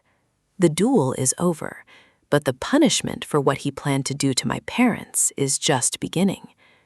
Neumann looks up at me with terror in his eyes. He sees that I'm not done. I have a debt to collect for the Baron and Baroness. My father screams for me to stop, telling me the duel is over. He thinks I'm going too far, but I don't stop. I rain down wax on Neumann, a flurry of blows that have nothing to do with technique and everything to do with justice. My father's voice echoes through the arena, but I am focused on making sure Neumann never forgets the day he was beaten by a man with a shovel. The duel is over, but my rage isn't. In a world where honor is everything, I'm about to prove that a shovel and a bit of grit can bring a knight to his knees. My father and the crowd think I've lost my mind. They see a son out of control, but they don't realize I'm the only one who sees the rot hidden behind Sir Neumann's polished armor. Even Javier, the man who's supposed to be my protector, looks at me with doubt. He's searching for a reason in my madness, but he's not looking at the right pieces yet. I play the part of the unhinged noble, letting them drag me back. The more they think I'm just a hot-headed fool, the less they'll expect the trap I've already laid. A heavy breath. The stage is set. Every swing of that shovel was a deliberate message, and the audience is finally paying attention. Just when they think I'm finished, I lunge back in. Newman hasn't felt family, and I'm not done teaching him a lesson. Javier is starting to see it now. This isn't a blind rage, it's surgical. I'm hitting exactly where it hurts, both physically and socially. Newman is a knight, a man of supposedly high status, but right now he's just a punching bag for a man he once looked down upon. I keep my face calm because I've already read this story. I know how the chapters end, and I know exactly when the villain gets his comeuppance. Javier can't shake the feeling that I'm one step ahead of the entire world, and he's right to be suspicious. My knowledge comes from a place he can't imagine. To understand how we got here, we have to look back 15 days, to the moment I asked Javier for the impossible. I demanded he teach me his secret, the Asrahan core technique. He looked at me as if I'd asked him to help me rob the crown jewels. In this world, mana isn't just internal energy. It's all around us, waiting to be harvested by those who understand the fundamental rules of the universe. Javier is stunned. This technique is his own creation, an unfinished masterpiece he's never shared with anyone. How could I possibly know it exists? I give him a ridiculous excuse about him talking in his sleep. In this world, a brazen face and a confident lie are my best weapons. He doesn't believe me for a second, but he also can't explain how I've peered into the deepest secrets of his soul. He tries to deflect, claiming the technique is incomplete and far too dangerous for someone of my low standing to learn. So I offer him a deal. I'll help him perfect the technique if he promises to teach me the basics. It's a gamble that only an engineer would take. He's skeptical. How could a man known for his love of the bottle help a master swordsman refine a mana core? I draw my own line in the sand. It's time to apply logic and engineering to a world of magic and mystery. The problem is simple. He's trying to force external mana into his internal heart, and the two forces are clashing violently. It's like trying to mix oil and water. The mana just bounces off, causing instability and immense pain to the user. I tell him to change his perspective. Don't think of it as absorption. Think of it as a separate external system. I suggest condensing the external mana into its own orbit, creating a secondary power source right next to his heart. It's a revolutionary way to handle power, using the outside world as a mechanical extension of yourself. I call it an auxiliary engine. One system to power the heart, another to handle the heavy lifting. It sounds like science fiction to him, but it works. Javier doesn't even know what an engine is, but the logic is undeniable. For the first time, the path to perfection is clear. I play it off as simple spitballing, but Javier sees the shadow of a genius behind my mask of idiocy. In that moment, the greatest swordsman in history found a missing piece of his puzzle, all thanks to a few words from a drunkard. On his very first try, he reached 3 circles, a feat that should have taken decades of meditation and training. The system confirms it. My approval rating with Javier has increased. Even the world acknowledges our bond is growing stronger. I don't care about the circles. I just need the shortcut. I need the ability to absorb impact without breaking my own body. Back in the present, that one small lesson is the reason I'm standing over a defeated knight while the world watches in awe. The Baron screams about honor and sullying a knight's name, blinded by the same kindness that almost led his family to ruin. He thinks I'm the villain, the son who's finally gone too far. He doesn't realize I'm the only one fighting for our survival. I take a breath. It's time to stop playing games and show them the truth I've been digging for in the shadows. I point toward the table. If we're talking about honor, we should look at what Sir Newman has been hiding from us all. Hidden letters, the physical evidence of a conspiracy that would have stripped this family of everything they own. The Baron's face pales as he reads the words of the man he trusted with his life and his lands. These letters prove Newman was working with the man who defrauded our estate. It was a betrayal from the inside, planned for months. The plans were all there: forged documents, financial ruin, and a total takeover of the Frontera territory. Newman is paralyzed. He hid those letters behind a wall. He can't fathom how a lowlife like me could have found them. I have my ways. In this world, information is the only currency that never devalues, and I've been saving up. Papong, my faithful little helper, spent the night scampering through the shadows to find the truth buried in the walls. The Baron collapses. The betrayal of a trusted knight is a wound that cuts deeper than any shovel ever could. My father is too kind-hearted to demand the execution that Newman deserves, even after seeing the truth. But kindness and leadership are two different things. A leader must be willing to prune the rot before it kills the tree. I step forward with a suggestion to settle the matter, a way to handle the traitor without a messy public execution. A test. If a simple mouse can hurt this great knight, he'll be exiled. If not, he gets a chance to repent. The crowd murmurs. A mouse? It sounds like a joke. A way to let Neumann off easy and save face. Even the Baron thinks I'm offering a path to mercy, a way to avoid the weight of a death sentence. My father agrees. It sounds wise and generous, serving as a warning to others without being overly cruel. The deal is struck. My supposed generosity is the talk of the arena, but they don't know the rules of my game. Neumann grovels, thanking me for a mercy he thinks I'm foolish enough to give him. Mercy? He doesn't know me at all. I don't give second chances to snakes. If you offer a guilty party a way out, do they change their heart? Do they repent for the venom they've spread? Not a chance. They only see mercy as weakness, a soft spot to exploit once they've regained their strength. Neumann is already plotting his revenge, his eyes burning with a hatred that won't be quelled by exile. I smile back at him. It's a beautiful day for a last laugh, and I'm going to enjoy every second of it. He's confused. Why am I still smiling when I've given him his freedom? The answer is right in front of him. I pull out a sunflower seed. It's time to feed the beast and end this farce once and for all. I toss Peepadong into the air, a tiny speck against the bright blue sky, destined for something much greater. The best way to ask for forgiveness is to remember that in my world, there is no such thing for traitors. Popdong crunches the seed, and the transformation begins. The mana I taught Javier to master is now in the hands of a rodent. A flash of light blinds the crowd. This isn't just a pet anymore. It's a reckoning falling from the heavens. Faces of pure shock. They were expecting a rodent, but they're getting a divine punishment. Even Javier and my father can't believe their eyes as the world's rules are bent to my will. The common folk gape at the sky, witnessing a miracle that will be talked about for generations. Popdong descends like a falling star, a massive weight of mana and fury aimed directly at the traitor.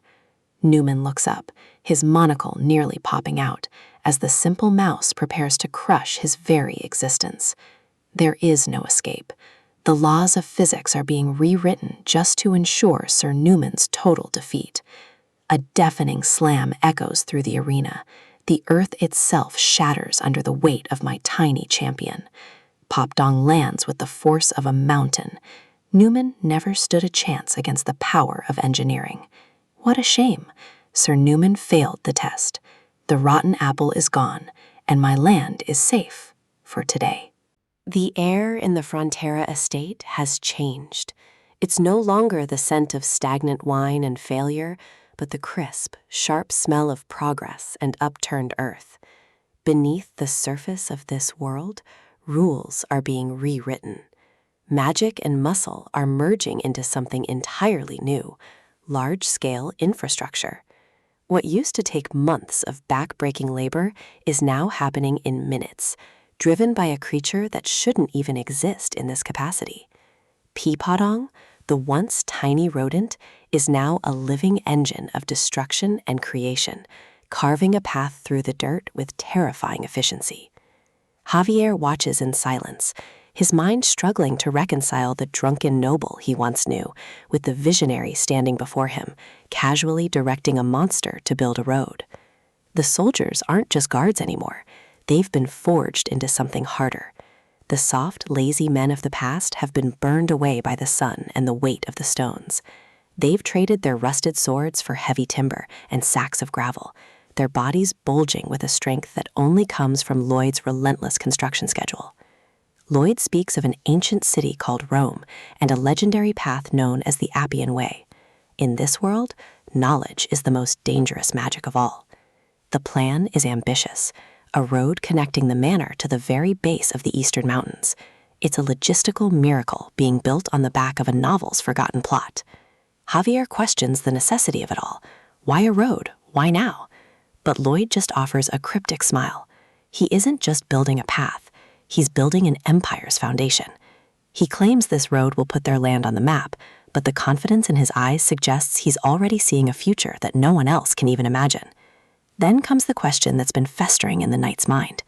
Where did a spoiled alcoholic noble suddenly acquire the wisdom of a master engineer? The list of anomalies is growing too long to ignore.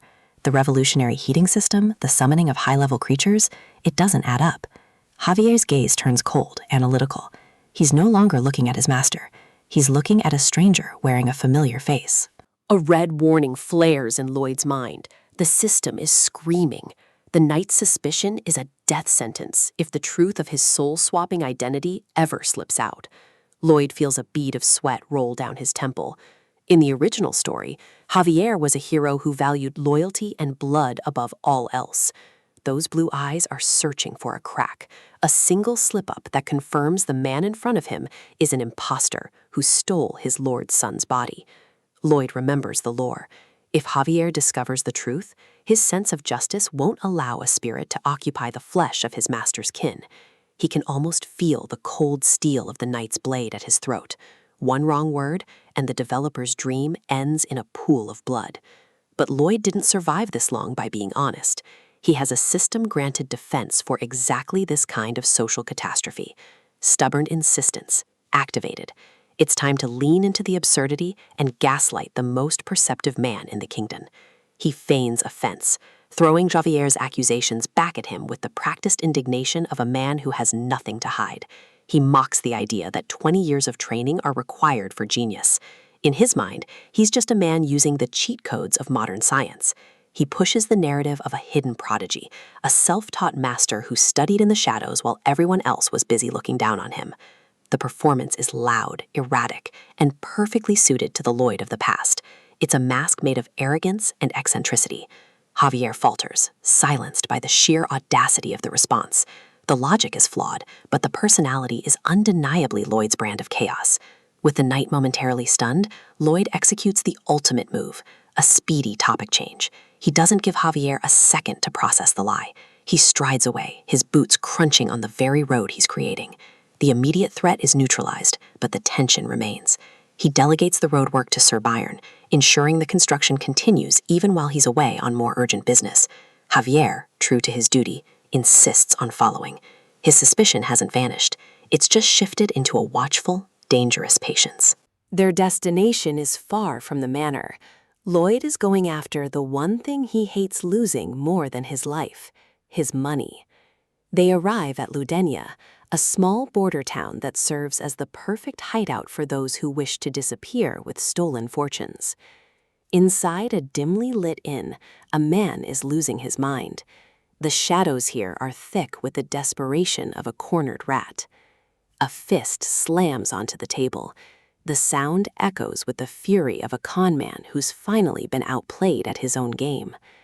Towards, the man who swindled the Frontera family, is a mess of sweat and nerves. He's lost the stolen wealth to gambling, a poetic end for a thief. His bodyguard, a man whose presence feels like a heavy weight in the room, watches with cold indifference. Loyalty is a transaction here. The bodyguard makes it clear. If the gold stops flowing, the protection ends. Towards is truly alone, surrounded by enemies and his own failures. Towards begs, his voice cracking, as he realizes he's no longer the hunter, but the prey. He has nowhere left to run. He tries to convince himself he can find another easy mark, another noble family to bleed dry. But his internal monologue is cut short by a thunderous sound. The door doesn't just open, it explodes inward. Lloyd Frontera has arrived, and he didn't come to negotiate. Towards stares in horror as the man he thought he'd ruined walks calmly into the room, silhouetted by the light of the hallway. Lloyd's smile is razor sharp. He knows Tords doesn't recognize him. The old Lloyd would have been too drunk to find his own shoes, let alone a border town. He introduces himself with a predatory grace. The name Frontera used to be a punchline, but today it's a reckoning. The realization hits Tords like a physical blow. The easy mark has turned into a monster, and he's brought the strongest knight in the land with him. Panic sets in. Tords screams for his bodyguard to kill the intruder, but even the mercenary can sense the shift in the air. The bodyguard doesn't hesitate. He's a professional, and professionals know when a room has become a death trap. With a violent burst of motion, he smashes through the window, choosing a risky escape over a direct confrontation with Javier. They plummet into the dark alleyway below, a desperate gamble to lose their pursuers in the winding streets of Ludinia. But the bodyguard's eyes widen in shock as he looks up. The escape was predicted before they even hit the ground. Javier is already there, his hand steady on the hilt of his sword. He moves with a lethal calmness that suggests this wasn't a chase, but an execution. The blade clears the scabbard in a single fluid motion. The moonlight catches the steel, turning it into a streak of silver death. He gives the mercenary one chance: leave the conman and walk away. If not, he'll be treated as a co-conspirator in a crime against the nobility. Javier's focus is absolute.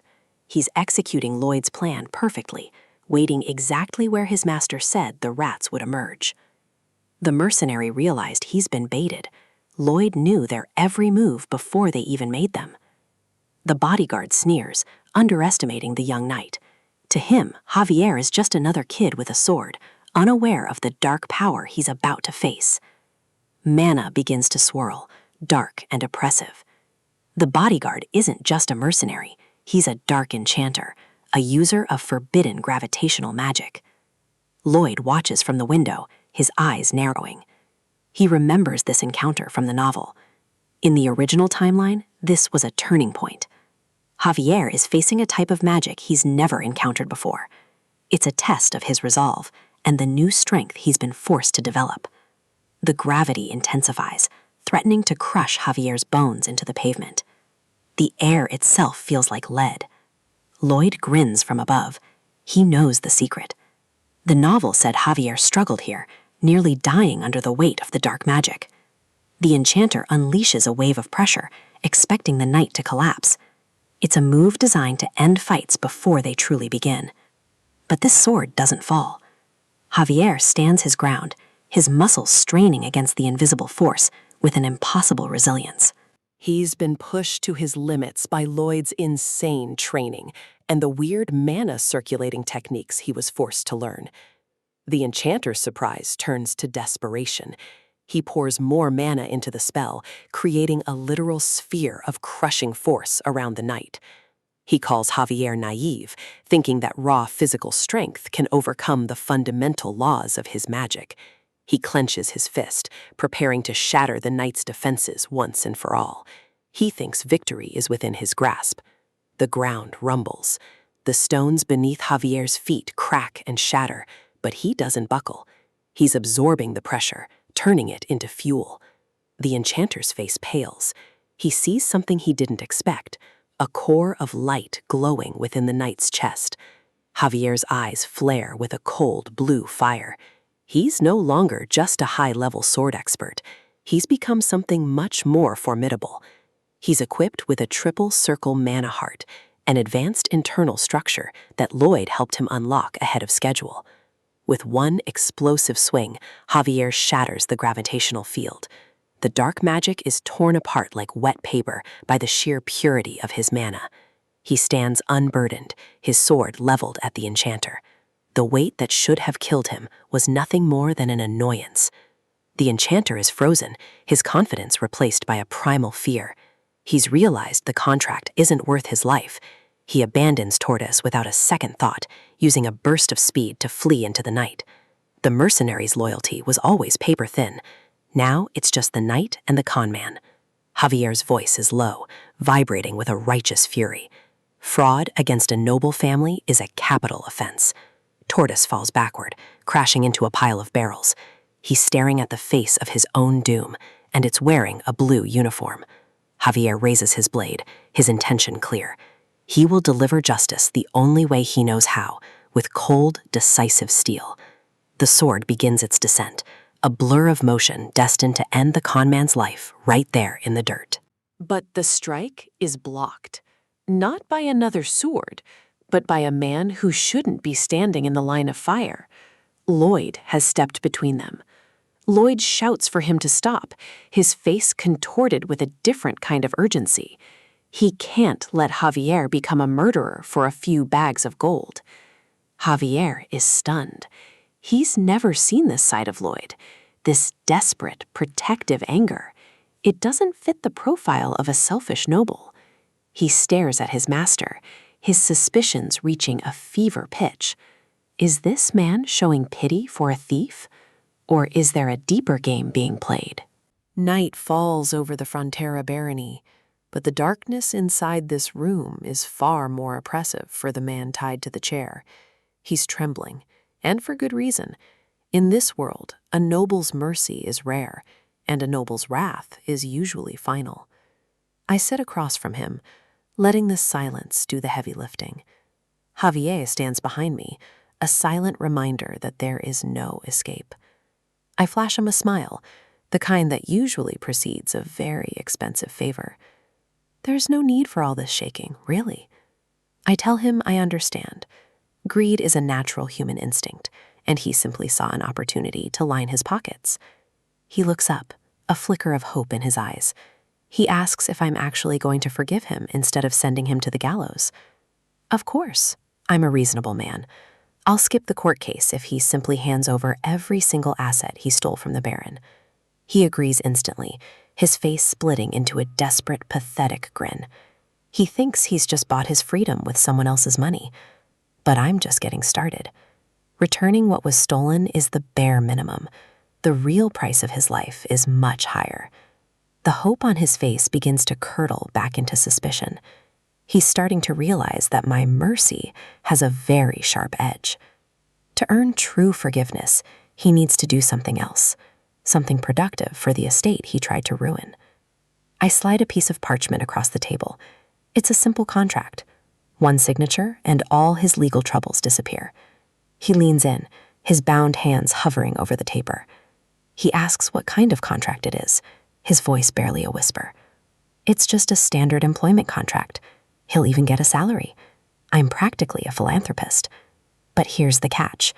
80% of that salary will be automatically deducted to repay the massive debt he owes us. I give him my most charming, predatory grin. It's a perfectly legal way to ensure he never stops working for me. At his current pay rate, he'll be all paid up in just 520 years, give or take a decade. Javier looks at me with a mix of shock and dawning realization.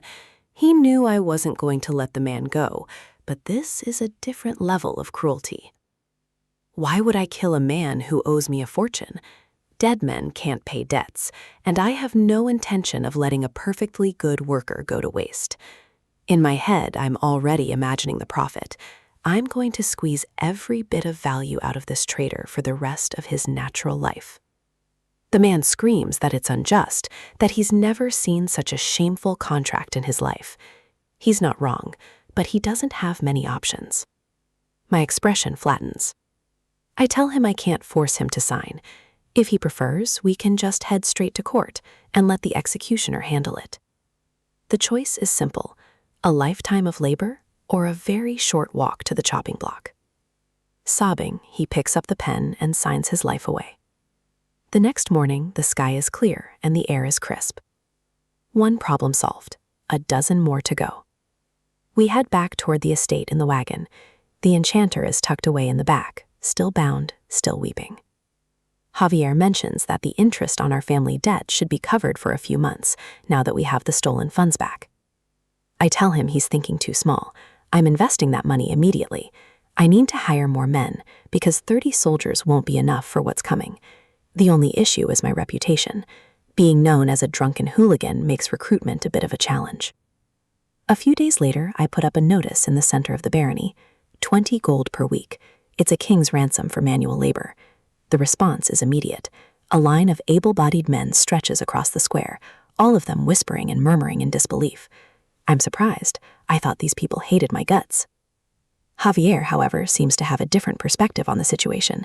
He reminds me that I delivered the Ondel heating systems on time and at a price they could actually afford. I dealt with the traitor and even managed to summon a divine creature to help the land. In their eyes, the trash of the family has changed. He tells me they now consider me a trustworthy and talented man. It's a strange feeling, being respected for something other than my family name. A man approaches the table, looking nervous but genuinely grateful. He asks about the work contract, ready to sign whatever I put in front of him. Before he signs, he stops to thank me. It's not about the money or the job. It's about something more personal. He tells me his child used to suffer terribly every winter from the cold. The damp and the chill were a constant threat to the boy's life. But this year, because of the Ondel system I installed, his home is warm. His family is safe.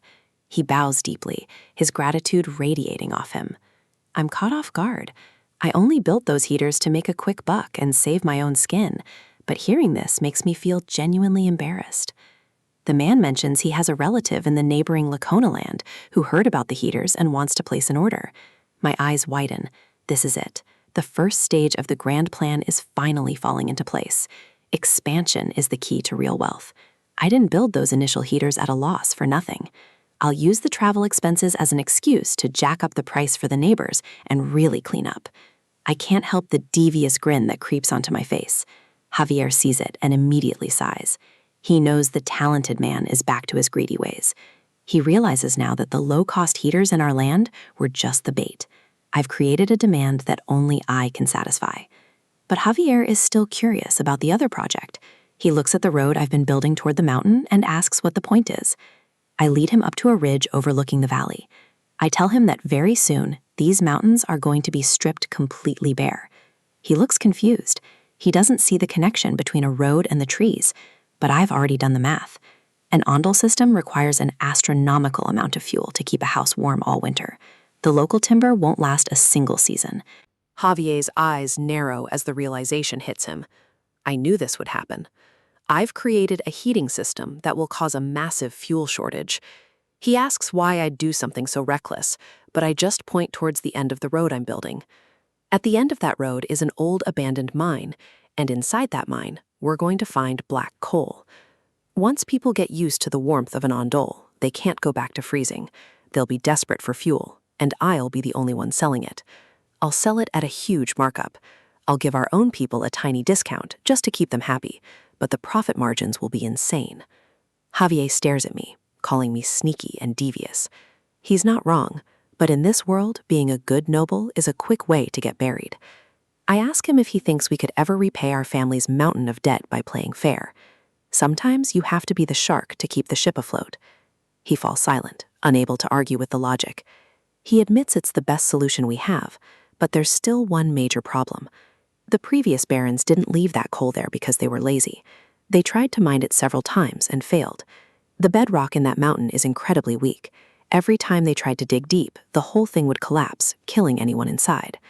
I tell him I already know all about the collapses. I've studied the failures of the past, and I'm not planning on repeating them. I have something the previous lords didn't. I have the benefit of modern excavation technology and engineering principles from another life. I'm going to use the shield tunneling method. It's a way to support the structure as you dig, preventing the mountain from crushing us. Javier has no idea what I'm talking about, but he's learned to trust my madness. I hoist my shovel and tell him it's time to get to work. He decides to follow my lead. I'm a new man with a plan, and so far that plan has kept us all fed and warm. We reach the entrance of the old mine. It's a jagged, dark maw in the side of the cliff, choked with debris and bad memories. The rocks at the entrance are massive, evidence of the last cave-in that shut this place down for good. As we peer into the depths, the light from the outside world quickly fades into a heavy, suffocating blackness. Something shifts in the shadows, a sound like sliding scales or chitinous limbs scraping against the cold stone floor. The shuffling gets louder, echoing off the damp walls. Javier reaches for his sword, sensing a presence that shouldn't be there. Suddenly, Multiple pairs of glowing red eyes ignite in the dark. They aren't human, and they definitely aren't friendly. A massive, mutated ant emerges from the tunnel, its mandibles clicking in anticipation. The mine isn't just abandoned, it's infested. I close my eyes and visualize the impossible. A summoning circle flares, fueled by my ambition and modern knowledge. I call forth the ultimate symbol of success from my past life. A beam of light pierces the darkness, carrying my desire for luxury. The system dings, confirming a manifest that feels like destiny. A luxury tower rises in the wasteland. If only it were that simple. Back at my desk, the reality of this world is far more tedious. I'm stuck with a skill that prints drawings, not actual buildings. I need a workforce that doesn't eat or demand a paycheck. Instead of magic towers, I have glowing fingers and endless paperwork. I use my earned points on a leveling spree, unlocking intermediate surveying. To survive winter, I must dig deep into the mountain's heart. I activate GPR scanning, turning my eyes into geological sensors. I map 5 meters of solid rock, searching for a safe path. Human labor will tire long before we reach the objective. Papadong is bedridden, and his massive size is too risky for this job. There is only one option left. I have to gamble on the system. The random summon costs 70 points. It's time to roll the dice. The system whirs, spitting out a string of magical gibberish. I wait in the silence, staring at the rift in space. A glowing orb emerges, pulsing with soft, strange energy. The light pops, revealing a creature that looks far too cute for construction. It falls with a splot, looking more like a toy than a tool. Meet Bangle, a pink snake with a bow. Is she even dangerous? She looks useless, but the system rarely hands out duds. I ask if she can grow with seeds. She nods with enthusiasm. If there is a special skill under that bow, I need it now. She beams with pride, ready to prove her worth to her master. Weeks pass, and the mountain begins to yield to my new methods. Bangle transforms into the heart of a shield-tunneling machine. She chomps through dirt with a voracious appetite. Waste is digested instantly. I tell Javier to prepare for the out. The knight stands ready for a task no warrior was ever taught. Bangle fires solid metal rods, steel dung, straight from her rear. Javier slices the red-hot metal into perfectly uniform segments. Workers forge these segments into supports to prevent a cave-in. Javier faces a crisis, slicing snake turds instead of slaying enemies. I ignore his complaints. We have too much work to do. The machine rumbles forward, inching into the dark stone heart. The air is thin and hot. Every breath feels like lead. Javier suggests I leave, urging me to take a break. He doesn't get it. If the boss isn't on site, the job suffers. I've seen too many lazy managers. I won't be one of them. Suddenly, my vision flares. My eyes pick up a hidden treasure, black coal. We found a vein of pure wealth under the rock. The men erupt in cheers. This is the future of our barony. Bangle nuzzles against me, sharing in the joy of our success. I order the expansion. We will dismantle the shield and go wide. I warn them not to relax. Danger is always close underground. A dull thud echoes. That sound shouldn't happen here. The wall trembles. My instincts scream that something is wrong. The rock is solid. There is no engineering reason for a collapse. I activate the scan, pushing my vision through the stone. I see a void that wasn't there before. It is growing fast. The rock cracks wide, revealing a pitch-black abyss. A massive chitinous leg smashes through the construction site. I am thrown back as the tunnel becomes a nightmare. Javier draws his sword, eyes locked on the emerging horror. A giant ant, a monster never mentioned in the original records. I swing my shovel wildly, driven by pure terror. The impact is sickening. I'm fighting in a hole I dug. I drive the shovel home, but the victory feels hollow. I gasp for air, realizing we've breached something massive. Ants never travel alone. They live in massive colonies. 100 red eyes flare in the dark. We've hit the nest. I scream for an evacuation before the tunnel becomes a tomb. Javier becomes a whirlwind of steel, holding the line as others flee. If they reach the surface, the entire barony is finished. Javier can't hold them forever in this thin, stale air. The shaft won't collapse, and these things are experts at digging. I start to spiral, the weight of the disaster crushing me. Javier slaps me, snapping me out of my panic. He needs a plan. He is at his limit. If I don't act now, we both die. Nest, coal, underground. The pieces click together in my head. A spark of inspiration ignites. It's a desperate gamble. The rules of chemistry still apply in this strange world. I grab a torch, the flame flickering in the dead air. I yell for Javier to follow. We are going into the nest. He looks at me as if I've lost it, but he doesn't hesitate. He carves a path through the swarm, trusting my madness. We charge into the heart of the nest, toward a certain end. In this world, standing over a defeated enemy isn't about glory or honor. For an estate developer, it's about assessing the damages and collecting what's owed. The sorcerer, Lupellin, finally realizes the gravity of his situation. He's trapped in a hole with a knight who can cut steel and a man who understands the mountain better than he does. I don't look at him with pity.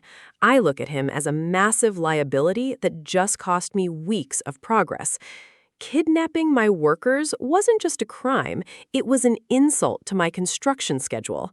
I need to know exactly how he plans to compensate me. He grovels, begging for his life. Apologies are cheap, and I have no use for them. I want assets, not words. Desperate, he offers me everything. Every magical tool, every rare ingredient, and every scrap of research hidden in this cave. Now we're talking. A total asset liquidation is the only way to settle this debt. If he's giving it all up, I'm more than happy to take it. Javier emerges from the darkness, supporting the workers. They're exhausted and half-starved, living proof of the cruelty this man practiced in the name of his craft. I ask him what he was really doing with them. What kind of twisted logic justifies working men to death in a cave? He claims he was researching a way to bring back the dead. It's the classic obsession of a man who can't let go of the past. Is that even possible? And more importantly, what would a man like him do with that kind of power? His face shifts, a shadow of genuine grief crossing his features as he prepares to tell his story. He was trying to bring back his wife and child. He wants me to see the tragedy instead of the monster. I listen, but I don't feel the sympathy he's looking for. Grief is a heavy burden, but it doesn't grant you a license to destroy others. He speaks of an ordinary, happy life, a family that meant everything to him before the world turned cold. A cruel lord tried to steal his wife, shattering his world and driving him into the darkness of forbidden sorcery. It's a tragic script, one I've heard 1,000 times. But I've heard enough. I cut him off before he can finish his soppy story. Tragic past or not, his actions have consequences. I ask him if he thinks his wife would actually thank him. Would she want to be brought back by the blood of hundreds of innocent people? He stammers, unable to answer. He looks at the ghastly creations he's left behind, the cost of his obsession laid bare. Having a tragic story doesn't make you a hero, it just makes you a murderer with an excuse. No matter how he spins it, the reality remains. He's a man who crushed the happiness of others to mend his own. In the eyes of the law and the eyes of his victims, he's nothing more than a serial killer. He begins to weep, the weight of his crimes finally breaking through his delusions. I don't look back. I have work to do, and a construction site that needs its men back. I tell him I'll be back for the tools. I leave him there, a broken man in a broken cave. But I leave him with a warning. If he ever tries to hurt anyone again, there will be no second chances. He gasps, seemingly shocked that I'm letting him live at all. He grovels once more, thanking me for a mercy he thinks is genuine. But I know the truth. I remember the original novel. In that story, Javier was the one who forgave him and let him go. The novel's Javier was noble and kind. He believed in redemption. He let Lupulon walk away from his laboratory. And because of that kindness, Lupulon went on to kill hundreds more, eventually becoming a recurring villain who haunted the kingdom for years. I'm walking away knowing exactly what the noble path leads to.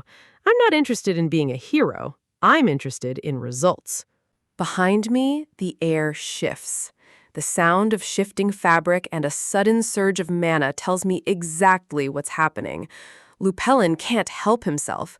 A snake doesn't stop being a snake just because you let it go.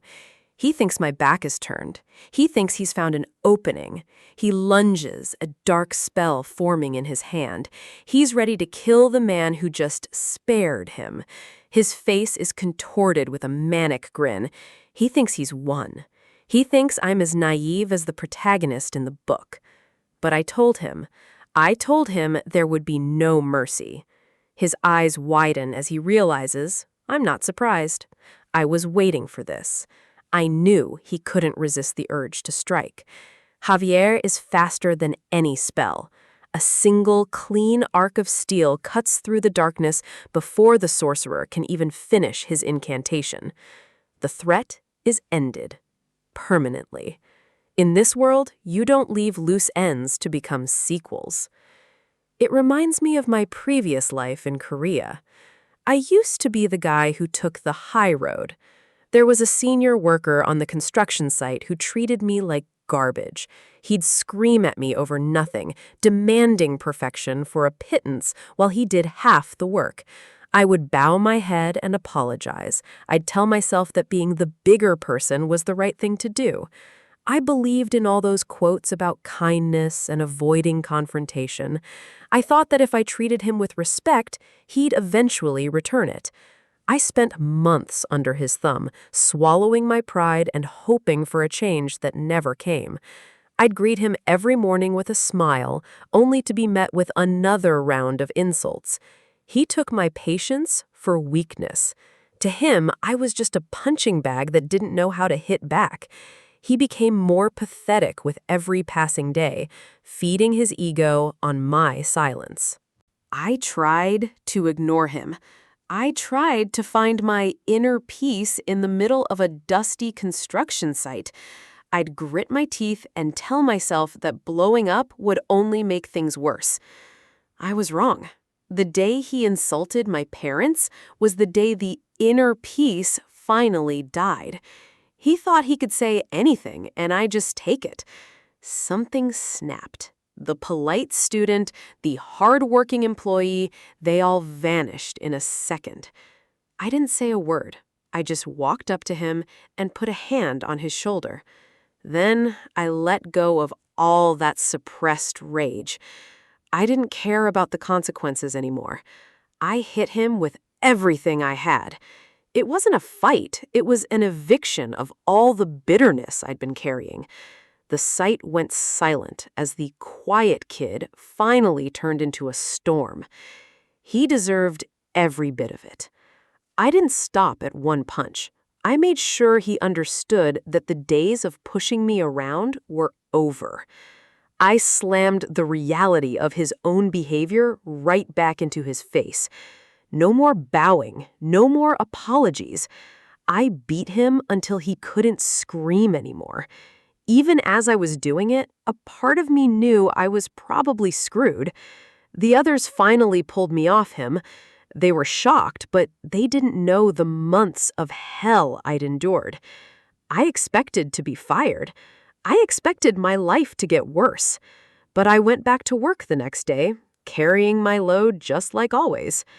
When he saw me, he didn't scream, he didn't curse, he didn't even look me in the eye. He stayed away. He stayed quiet. For the first time in months, I actually had peace on that job site. He had bandages on his face, but he was the one who was truly broken. My violence had achieved what my kindness never could. There are times when violence is the only language a bully understands. It's the only way to stop the cycle. Back in this fantasy world, I look at the dead sorcerer and feel that same sense of finality. I won't sink to their level, but I won't let them step on me either. In Korea, the system often protects the aggressor. Murderers and frauds get a slap on the wrist because they have rights. I'm tired of that logic. Villains deserve a punishment that fits their crimes. I'm an engineer, and I like things to be balanced. Now, let's get back to work. The trek back through the rugged mountain pass is unforgiving, but the air is filled with a new sense of purpose. Lloyd leads the group of rescued soldiers, but the pace is slowing down as exhaustion begins to take its toll on the men. One of the soldiers is clearly at his limit, every step a struggle under the weight of his heavy pack. Lloyd notices the man flagging and stops, his eyes narrowing as he assesses the situation. Without a second thought, Lloyd demands the soldier hand over his bags, warning him that passing out would only create more work.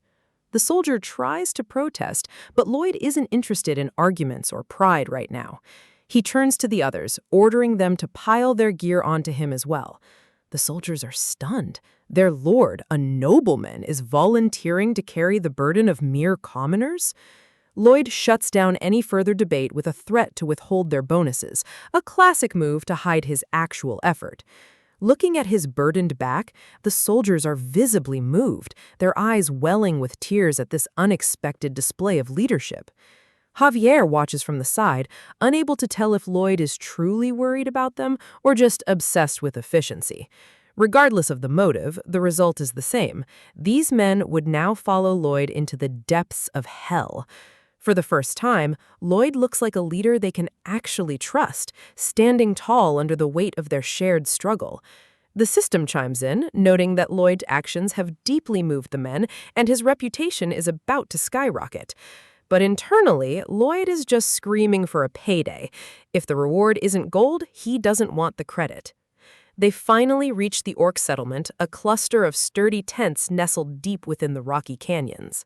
Lloyd makes a beeline for the stone structure he designed, the Siok Bingo, an ancient style of ice house. Arash, the massive orc warrior, steps inside the stone vault, looking around with a skeptical expression. He's not impressed. It's just a room made of stone, and in this heat, stone doesn't stay cool for long. Arash explains the problem. Without real cold, the meat will spoil, and muscle loss is a fate worse than death for an orc. Lloyd smiles confidently, reminding him that the project isn't finished yet. Arash points out the obvious. There is no ice in this burning wasteland, so the building is useless. Lloyd's grin only widens as he makes a bold claim. If they don't have ice, he'll just make some. The orc stares at him, wondering if this human has finally lost his mind in the sun. Lloyd just shrugs, claiming he'll figure it out somehow. The orc's internal monologue is a mess of doubt, questioning everything Lloyd has told him so far. Lloyd can almost sense the suspicion, but he views the orc not as a threat, but as a very important customer. Arash tries to shake off the negativity, reminding himself that Lloyd did save his life. He offers to help if needed, though he clearly expects Lloyd to fail this impossible task. As soon as the orc leaves, Javier steps in, his voice dripping with his usual deadpan skepticism. He asks the million-dollar question, how exactly does Lloyd plan on creating ice without magic? Lloyd's face drops instantly. He admits that it's a very good question and he has no idea. Javier is horrified. He realized Lloyd just signed a contract and made a promise with zero plan to fulfill it. He accuses Lloyd of being a fraud, but Lloyd just holds up a hand to stop the lecture. Lloyd asks Javier if he knows what unsuccessful people all have in common. He starts mimicking a whiny voice, listing all the excuses people use to avoid taking risks. He argues that failures find a million reasons not to try before they even start. But successful people, they dive in head first and figure out the how while they're already moving. He clenches his fist, the fire of a true entrepreneur burning in his eyes. To Lloyd, this isn't just recklessness, it's innovation in its purest, most desperate form. He stands alone in the center of the vault, striking a dramatic pose as if he's already won. Javier isn't buying the speech, noting that people like Lloyd are usually 1,000 times more likely to fail. Night falls over the canyon and the world goes quiet. But Lloyd's work is just beginning. He sits alone among the rocks, deep in thought, searching for a loophole in the laws of this world. He starts with the basics. He needs a mold for a giant ice cube to fill the stone storage. He'll use his summoned creatures, Piadong and Bangle, to transport the water from the distant lake. He knows ice magic exists in this world, and he knows it works by manipulating the mana in the air. Through his training, he's learned that mana isn't just one generic energy source. He's felt it while absorbing mana. Different particles have different properties, like heat for a fireball. He realizes that if there's hot mana, there must be a cold counterpart. He doesn't know how to cast spells, but he does know how to move mana through his own body. He calls his giant summons over to the water pits he's prepared inside the Siok Bingo. He can't create ice from nothing, but he can do something functionally similar using his core technique. He reaches his hand into the water, focusing every ounce of his concentration on the energy flowing through him. His plan is to absorb only the warm mana from the water, leaving the cold mana behind to freeze it. He messes up the first try, accidentally absorbing the cold instead and shivering as his hand nearly freezes. Javier watches from the shadows, seeing Lloyd struggle and fail repeatedly in the dim light. He remembers Lloyd's words about figuring things out as you go, thinking it's still incredibly reckless. Yet, there's a part of him that can't look away, sensing that Lloyd might actually be onto something. Despite the failures, Lloyd keeps going, his body glowing with the intensity of the mana manipulation. Javier realizes that Lloyd isn't just guessing, he's refining a technique that shouldn't even be possible for a non-mage. Steam begins to rise from the pits as Lloyd successfully draws the heat out of the water row by row. A few days pass, and the quiet tension in the village reaches a breaking point as the orcs return to check on the progress. Orosh and his companions stop dead in their tracks, their jaws dropping at the sight before them. In the middle of a desert wasteland, Lloyd has created a massive, perfect monolith of solid ice. Lloyd taps the side of the freezing block casually, as if creating a miracle was just another day at the office. The orcs are ecstatic, realizing their meat, and their precious muscle mass, is finally safe from the heat. Orosh is so overjoyed he declares it Triceps Day and calls for a village-wide celebration. Lloyd watches them go with a smug look, having secured both his reputation and his future profits. He gives Javier a pointed look, reminding him of the mind of an entrepreneur speech from before. Javier can only shrug and admit that, as crazy as it is, Lloyd's special brand of madness actually works. In the harsh territory of the Sand and Steel tribe, a new world order is being forged through stone and sweat. Lloyd Frontera didn't just complete a contract, he earned the respect of a race that values honor above all else. Lloyd stands at the head of a new workforce, 120 orcs. It's a logistical miracle and a social nightmare all wrapped into one, but for an engineer from another world, it's just the labor force he needs. The orc leader, Akush, steps forward. To these warriors, a human who keeps his word isn't just a partner, he's an anomaly worth celebrating. There's a shift in the air, a weight to the silence. Akush isn't just offering a handshake, he's preparing a declaration that will change Lloyd's standing in this world forever. With a sudden, violent burst of movement, the orc chieftain begins a ritual of bond-making. He declares that from this moment forward, the Frontera family and his tribe are one. They are now blood brothers. In a world where monsters and humans rarely share a table, Lloyd has just secured an alliance that most kings would spend decades trying to negotiate. The entire tribe joins in, a synchronized display of raw power and absolute loyalty. To anyone else, it looks like a threat, but to Lloyd, it's the sound of his reputation skyrocketing. Akush makes it clear. An enemy of the Fronteras is now an enemy of the Sand and Steel tribe. The orcs will stand by his side no matter who causes him trouble. Suddenly, the familiar blue light of the system interface flickers before Lloyd's eyes. The world reacts to his every move, tracking his influence like a cosmic accountant. The messages confirm the weight of the moment. The tribe has fully opened up, accepting him as a true friend and rising his approval rating to unprecedented levels. Lloyd can barely hide his delight. He receives a special bonus of 100 reputation points, bringing his total to 611. In this strange game of survival, influence is the ultimate currency. The journey back to the Frontera estate is long, but the sight of the town on the horizon usually brings relief. Today, however, the atmosphere is a bit different. The townspeople are absolutely terrified. It's one thing to hear rumors of orcs, but seeing over 100 of them marching toward your home is another thing entirely. Lloyd and Javier lead the massive column through the streets.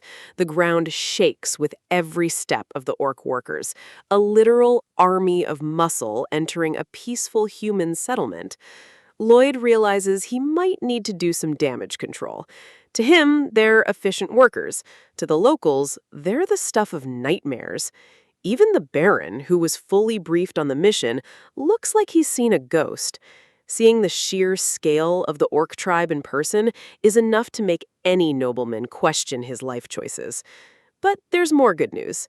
Word of Lloyd defeating the Dark Sorcerer and saving the soldiers has spread like wildfire, painting him as a hero of valor and courage. The system rewards him with another 300 RP for the achievement. He's sitting on nearly 1,000 points now, a hoard of power he can't wait to spend. While the Baron handles the logistics of getting the orcs settled, Lloyd turns his attention to the spoils of war. The Dark Sorcerer left behind a collection of strange and dangerous artifacts. He begins rummaging through the items, looking for anything with immediate monetary value or practical use. Among the skulls and potions, he finds something that catches his eye. Javier watches as Lloyd flips through a grimoire. It's not just any book, it's a collection of dark magic that could either make them rich or get them executed. Suddenly, Lloyd's eyes go wide. He's found a specific spell, a rule of this magical world that fits his engineering mindset a little too well. Without a word to Javier, he grabs the book and sprints out of the room. He has a very specific solution to a long-term labor problem. Lloyd reaches the coal mine, gasping for air. He isn't there for the coal, though. He's there for a very specific worker named Tordes. He finds the man and shouts his name, looking like a manic scientist who's just discovered a way to break the laws of physics. Tordes looks exhausted and confused. He has no idea why the young lord has run all this way just to stare at him with that unsettling grin. Lloyd leans in, reminding Tordes of the absurd 520-year contract he signed. He admits that on the surface it sounded like a joke, but Lloyd has a solution for the pesky problem of human mortality. He tells Tordes he doesn't have to worry about his contract being cut short by something as trivial as death. He presents the grimoire, open to a spell that can turn a corpse into a ghoul under his control. In Lloyd's mind, this is the ultimate in worker benefits. Tordes stares at the illustration of the undead creature. The realization that his contract is literally eternal begins to sink in. Lloyd is beaming, genuinely excited that he can keep Tordes working for the full 500 years. He thinks it sounds like a fun, exciting future for both of them. The silence in the mine is deafening.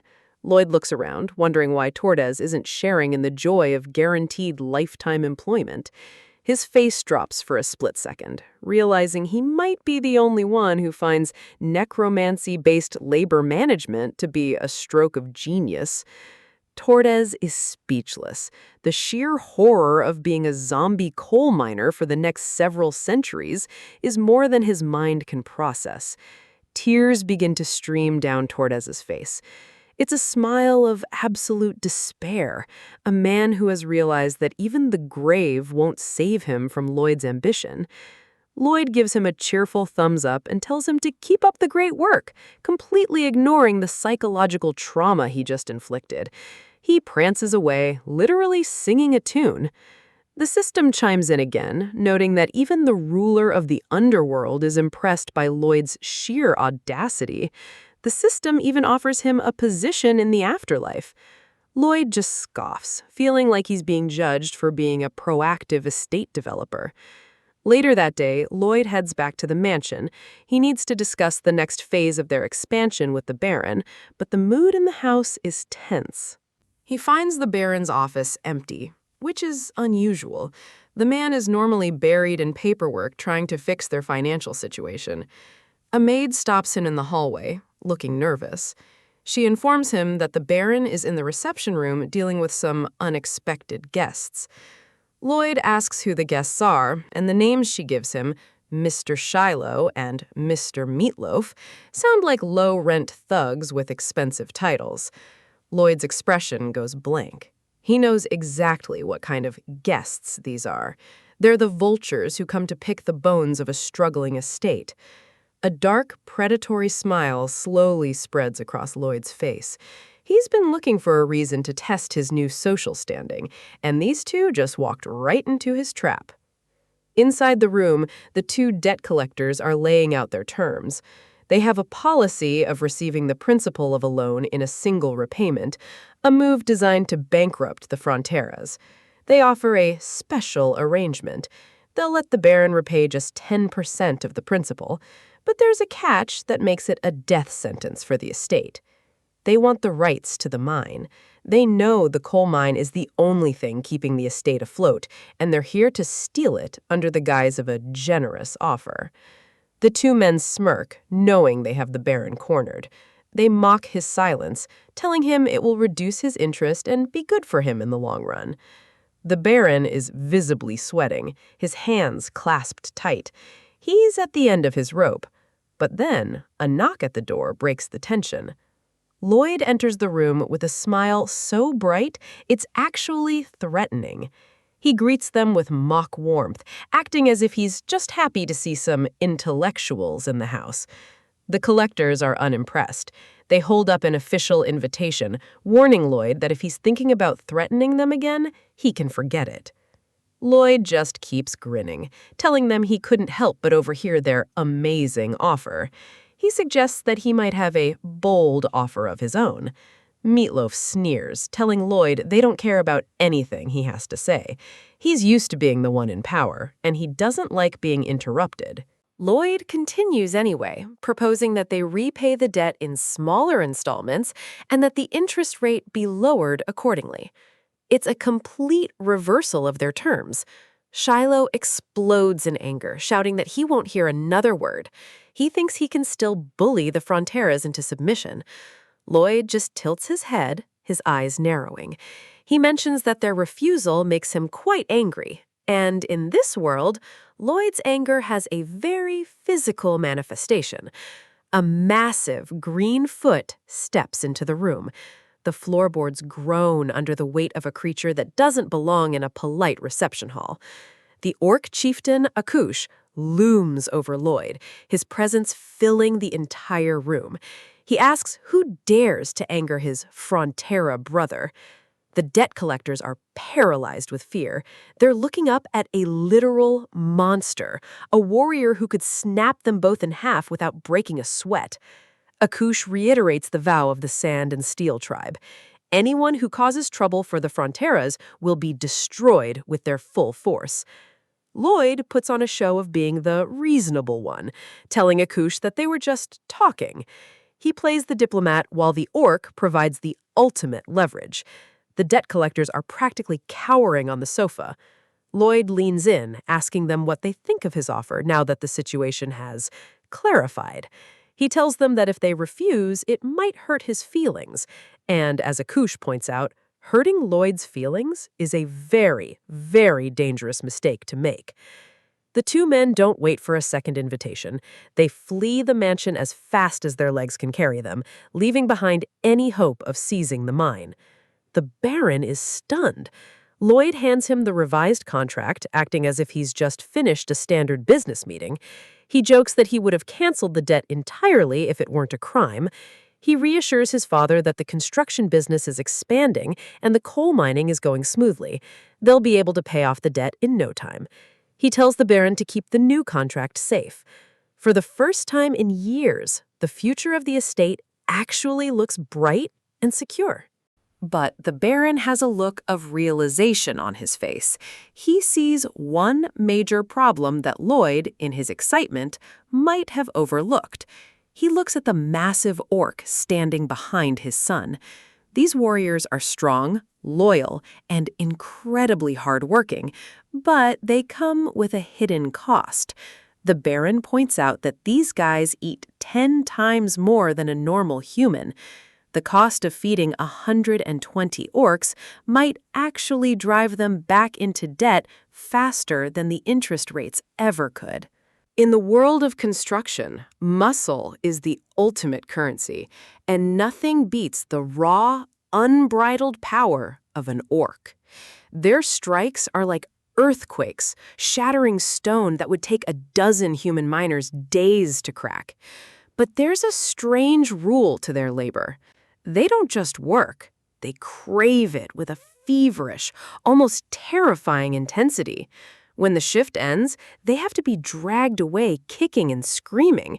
To an orc, rest isn't a reward, it's an insult to their muscles. This insatiable drive has boosted productivity tenfold, but every great miracle in this world comes with a social consequence. They don't want gold or silver. Their only demand is a simple one: keep their bellies full of meat. And these beasts eat enough to bankrupt a small kingdom. Lloyd sits before his father, the Baron, facing the cold reality of their ledger. The mines are producing, but the cost of feeding the workers is skyrocketing. The Baron is a man of honor, but honor doesn't pay for the tons of livestock needed to fuel an orcish workforce. He looks at the numbers and sees only one solution: raising taxes on the already struggling peasants. It's a choice that would break the people's spirit. Lloyd, however, has a different philosophy. He knows that taking more from a dry well only yields dust. His proposal is a character twist the Baron didn't expect. Instead of taking more, they must enable the people to make more. The target is the Merit's wetlands, a vast, forgotten stretch of northern land that has been nothing but a swampy wasteland for centuries. If they can reclaim it, they turn mud into fertile farmland. More land means more crops, more wealth, and eventually more tax revenue without the robbery. But the wetlands are a chaotic mess of water and silt, a puzzle no engineer in this era has been able to solve. Javier watches as Lloyd steps into the murky water. The plan sounds brilliant on paper, but the execution is a nightmare. This land has been abandoned for generations. To the locals, Lloyd isn't a visionary. He's a fool chasing a mirage in the mud. Lloyd just smiles. He has a secret advantage: knowledge from another world. But even with that, nature doesn't give up its secrets easily. He spends his nights in the dirt, creating miniatures of the terrain. He needs to understand how the water flows, how it settles, and how to outsmart the rain. Without his system skills helping him yet, he has to rely on the old-fashioned way: trial, error, and a lot of mud under his fingernails. He builds small dams and channels, watching them fail time and time again. The variables are endless and the frustration is mounting. Days turn into weeks. The sun rises over a land that remains stubbornly wet, mocking his efforts. Lloyd becomes a ghost of himself, mumbling calculations and staring at the silt until his eyes go red with exhaustion. The Baron and Javier watch from a distance. They've seen Lloyd lazy, they've seen him greedy, but they've never seen him this possessed. Javier asks if he should intervene, worried that the young master might actually work himself to death in the swamp. The Baron stops him. He admits he used to hate his own son, seeing him as a lost cause who would only bring ruin to their name. But now he sees a man who is willing to suffer for the sake of the land. It's a miracle he never dared to pray for. The Baron chooses to trust him. He won't be an obstacle to the man his son is becoming, even if he doesn't fully understand the methods. Javier realizes that Lloyd's greatest strength isn't just his strange knowledge, it's a sheer, stubborn refusal to give up. Lloyd isn't just working for the money anymore, he's keeping a promise to the land itself, and he won't stop until his word is kept. The forest is silent at night, save for the rhythmic sound of a man who has forgotten how to sleep. He kneels before his final model. 21 days of labor have led to this single, intricate web of channels in the dirt. He raises a fist toward the moon, a silent prayer, or perhaps a challenge to the heavens themselves. Then it happens. The water begins to move. It's not a flood, but a steady, controlled drain away from the center. Lloyd's eyes light up with a manic glee. In his mind, he doesn't just see water, he sees a river of gold coins flowing into his treasury. He imagines himself bathed in the sweet golden light of absolute wealth, his dreams of a lazy, rich life finally within reach. But as the reality of his success sinks in, the adrenaline fades, leaving only the crushing weight of 3 weeks of no sleep. He collapses right there in the mud, a victor who looks more like a victim of a battlefield. As he lies there, he thinks back to his previous life. This was hard, but compared to the soul-crushing grind of part-time construction work, this was almost fun. Suddenly, the familiar blue light of the system interrupts his rest. The timing, as always, is impeccable. His manual labor has triggered a massive update. The system has analyzed his data and unlocked a new capability. It's called simulation mode. His eyes glow as the entire landscape is mapped out in a digital grid before his very eyes. He can now stretch the mountains and manipulate the terrain in a virtual space, seeing the results of his engineering instantly. He watches a mountain crumble and shift with just a flick of his finger. It's the ultimate tool for a developer, and that's exactly why he's furious. He just spent a month breaking his back doing this by hand, and the system waited until he succeeded to give him the shortcut. He demands to know why. The system's response is cryptic. Only knowledge acquired through true effort is enhanced with skills. The system mentions his wish again. Lloyd is confused. He just wanted a degree, a job, and enough money to never worry again. But the system dismisses those as mere goals. A true wish is something deeper, something that transcends time and space. Lloyd doesn't have time for philosophical nonsense. He has a massive project to finish, and he needs his little helpers. Podong and Bangle appear, looking as confused as ever by their master's sudden bursts of energy. The sun rises on a new day, and Lloyd stands at the edge of the wetlands with his 2 summons on his shoulders. Stage 1 of the Merritt's Wetlands Reclamation Project is officially underway. The goal? Get rid of every drop of standing water. He tells his summons they're in charge of the drainage. They look at the vast horizon and then at each other in sheer panic. Podong squeaks in protest. This job is too big even for their magical abilities. Lloyd agrees. He's not that cruel. He's going to get them some backup right now. He opens his summons menu, ready to burn through his hard-earned RP to find a specialized worker for this terrain. The random summons game appears. It's a gamble, and the cost increases with every turn, 100 RP for the first try. He doesn't need a fighter or a mage, he needs a creature that can handle water, something that can grow big and move earth. The summoning sequence begins with its usual obnoxious noise, a sound that Lloyd has grown to loathe. A green magic circle erupts from the ground, swirling with ancient symbols and raw energy. Something shoots out of the light with the force of a cannonball, heading straight for Lloyd's face. With a sickening thwack, the new summon introduces itself by nearly breaking Lloyd's nose. The object bounces across the sand, small and yellow, looking more like a toy than a legendary construction beast. It lands with a soft plop and lets out a cheerful sound. Hameng! It's a tiny, round, hippo-like creature with a single tooth. Lloyd stares at it, blood dripping from his nose. He was expecting a leviathan, and he got a marshmallow with legs. Podong and Bangle seem thrilled, welcoming their new friend with open arms and excited squeals. The little hippo is undeniably cute, but in Lloyd's world, cuteness doesn't drain a swamp. They all start twirling together, a small parade of uselessly adorable creatures in the middle of a wasteland. Lloyd sighs and asks for the instruction manual. Every summon comes with a rule book, and he needs to find the utility in this one. The creature obliges by spitting a crumpled, wet piece of paper directly onto the ground. Lloyd is used to the disrespect by now. He picks up the soggy manual, squinting at the text as he tries to figure out what this hamong actually does. His face falls as he reads. This thing doesn't grow with sunflower seeds, and it doesn't seem to have a giant form. He looks at the tiny hippo and realizes he might have finally pulled a total dud. But in this strange world, even the duds have a way of changing everything. In a world where magic and engineering collide, survival isn't just about strength. It's about the tools you build. Lloyd stares down his latest acquisition, and to say he's disappointed is an understatement. This is hamong. Small, round, and looking more like a snack than a legendary construction beast. It seems the system's sense of humor is as dry as the land Lloyd is trying to save.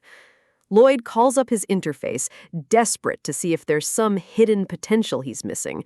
The rules of this world are governed by these screens, and right now, they aren't looking promising. His other summons, Podong and Bangle, immediately take offense to his skepticism. They might be small, but they have a sense of dignity that Lloyd constantly overlooks. He sighs, crouching down to their level. He needs something massive to drain the Merit's wetlands, not a group of pets that fit in his pocket. The creatures don't just get mad, they organize. They stage a miniature strike, complete with banners demanding that their labor be valued. It's a ridiculous sight in a world this harsh. Fine, Lloyd relents, though his expectations remain buried in the dirt. If this tiny thing can only dehumidify a closet, it's useless to his grand design. Then, the screen dings. Hamong's skill is revealed. One shot, level 1.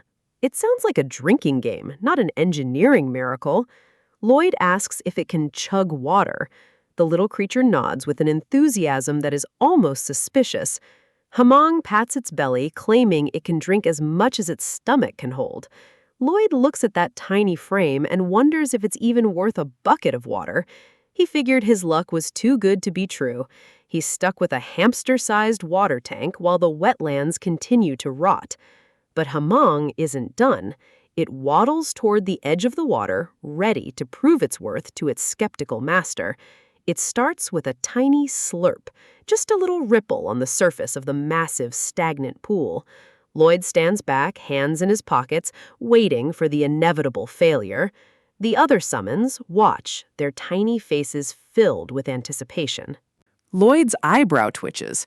Is he actually supposed to wait for this thing to finish the whole wetland one sip at a time? But the slurping doesn't stop. It gets louder, more rhythmic, more aggressive. The water begins to churn around the small creature. Lloyd blinks. He's not imagining it. Hamong is growing. The more it drinks, the more its physical form expands to accommodate the volume. The ripples turn into a vortex. A massive whoosh of water is being sucked into Hamong's mouth, as if it were a literal drain in the earth. Lloyd's skeptical expression begins to crack. This isn't just drinking. This is a biological vacuum cleaner at work. His jaw drops as the scale of the transformation becomes apparent. The world rules have just thrown him another curveball. Hamong becomes a titan of the shore, gulping down thousands of gallons in seconds. Lloyd is forced to scramble back as the ground itself starts to dry up. The water levels recede with terrifying speed. What was a swamp moments ago is being drained into the belly of a beast that shouldn't exist. With a final, triumphant shout, Hamong finishes its task. It's massive now, a towering monument to the system's bizarre logic. The wetlands are gone. In their place is a muddy, exposed landscape, leaving the local wildlife flopping in confusion. Lloyd can't even process the efficiency. It's a complete role reversal of expectations. This little creature just saved him weeks of manual labor. If it can drink this much, this quickly, the entire reclamation project isn't just possible, it's going to be a landslide victory. The other summons look smugger than ever. They knew. They always knew. Lloyd is the only one constantly playing catch-up with his own power. Lloyd questions the system messenger. Is this really random? He always seems to get exactly the right tool for the job at the last second. The messenger is as vague as ever, offering a digital shrug. In this world, you either have luck or you have a whole bunch of handicaps. Hamong looks back at him, still massive and ready for more. It's hungry for the next sector. Lloyd's face shifts. The skepticism is gone, replaced by the predatory grin of a man who sees a massive profit on the horizon. He announces the start of the Merit's wetlands reclamation. They aren't just draining it, they're going to transform it into the most fertile land in the barony. The workers can only watch in stunned silence as the engineering miracle begins. They've never seen anything like this. Hamong takes the lead, removing the surface water with its incredible capacity. It's the first step in a complex, multi-stage process. Once the water is gone, the real work begins. The workers move in to clear the debris and weeds from the newly exposed ground. Javier is drafted into the service of engineering. His mana blast, usually a weapon of war, is repurposed to create deep holes in the earth. They insert bamboo stalks into these holes, creating a natural filtration and drainage network that reaches deep into the soil. Hamong then uses its one-shot skill to draw the deep-seated water up through the bamboo like a giant straw. Finally, they build levees using Lloyd's upgraded simulation skill. It's a perfect synchronization of magic, labor, and modern engineering. 10 days of relentless work, and the results are undeniable. A complete sector has been reclaimed from the muck. Lloyd rallies the men. He knows that to keep them working this hard, he needs to offer a promise of a future they can actually see. He promises a bonus party once the work is done. The men roar in approval, their fatigue forgotten in the face of a tangible reward. Summer heat beats down on them, but the momentum is unstoppable. The world is changing under Lloyd's direction. Javier pauses, sweat dripping from his brow. He's one of the greatest knights in the realm, yet here he is, shirtless and digging in the dirt. He looks out over the former wasteland. It's actually happening. The mud is turning into structured, viable farmland. He wonders when he started accepting this as natural. His duties were supposed to be noble, but Lloyd has turned him into a master gardener. His thoughts are interrupted by Lloyd's voice. The master is never far behind with a new task. Lloyd hands him a bag of seeds, telling him to plant them across the new fields. Javier tries to protest, but he knows it's futile. So the knight returns to the soil, watering the rows with a precision that speaks to his disciplined nature. He grumbles that he won't let Lloyd get him next time, but the look in his eyes says otherwise. He's invested in this miracle now. It's impossible to ignore. Lloyd is doing something no mage or king has ever managed. He's curing the land. The people of the area see it too. They look at Lloyd not as a spoiled noble, but as a man who can command the very elements to provide for them. They call it a miracle. The vast green fields stretching out where there used to be only rot and stagnant water. The farmers are smiling, their hope restored. They see a future where they won't have to starve or struggle for every scrap. Lloyd walks through the tall grass, a shovel over his shoulder. He's the architect of this new reality, and he knows exactly what it's worth. The system dings again. The awe and respect of the Frontera barony have manifested as a massive bonus to his reputation points. He's sitting on over 1,200 RP now. In this world, social currency is as powerful as gold, and Lloyd is becoming a very wealthy man. The rice is growing tall and strong, a testament to the nutrient-rich soil they finally unlocked. Javier continues his quiet work. He's become the guardian of this growing life, his sword replaced by a watering can for the moment. A small smile touches Javier's lips. There is a peace here that he hadn't expected to find in the service of a man like Lloyd. Lloyd tells him that once they build a water wheel, the project will be truly complete. He's already thinking 3 steps ahead. A water wheel will keep the land from flooding during the rains.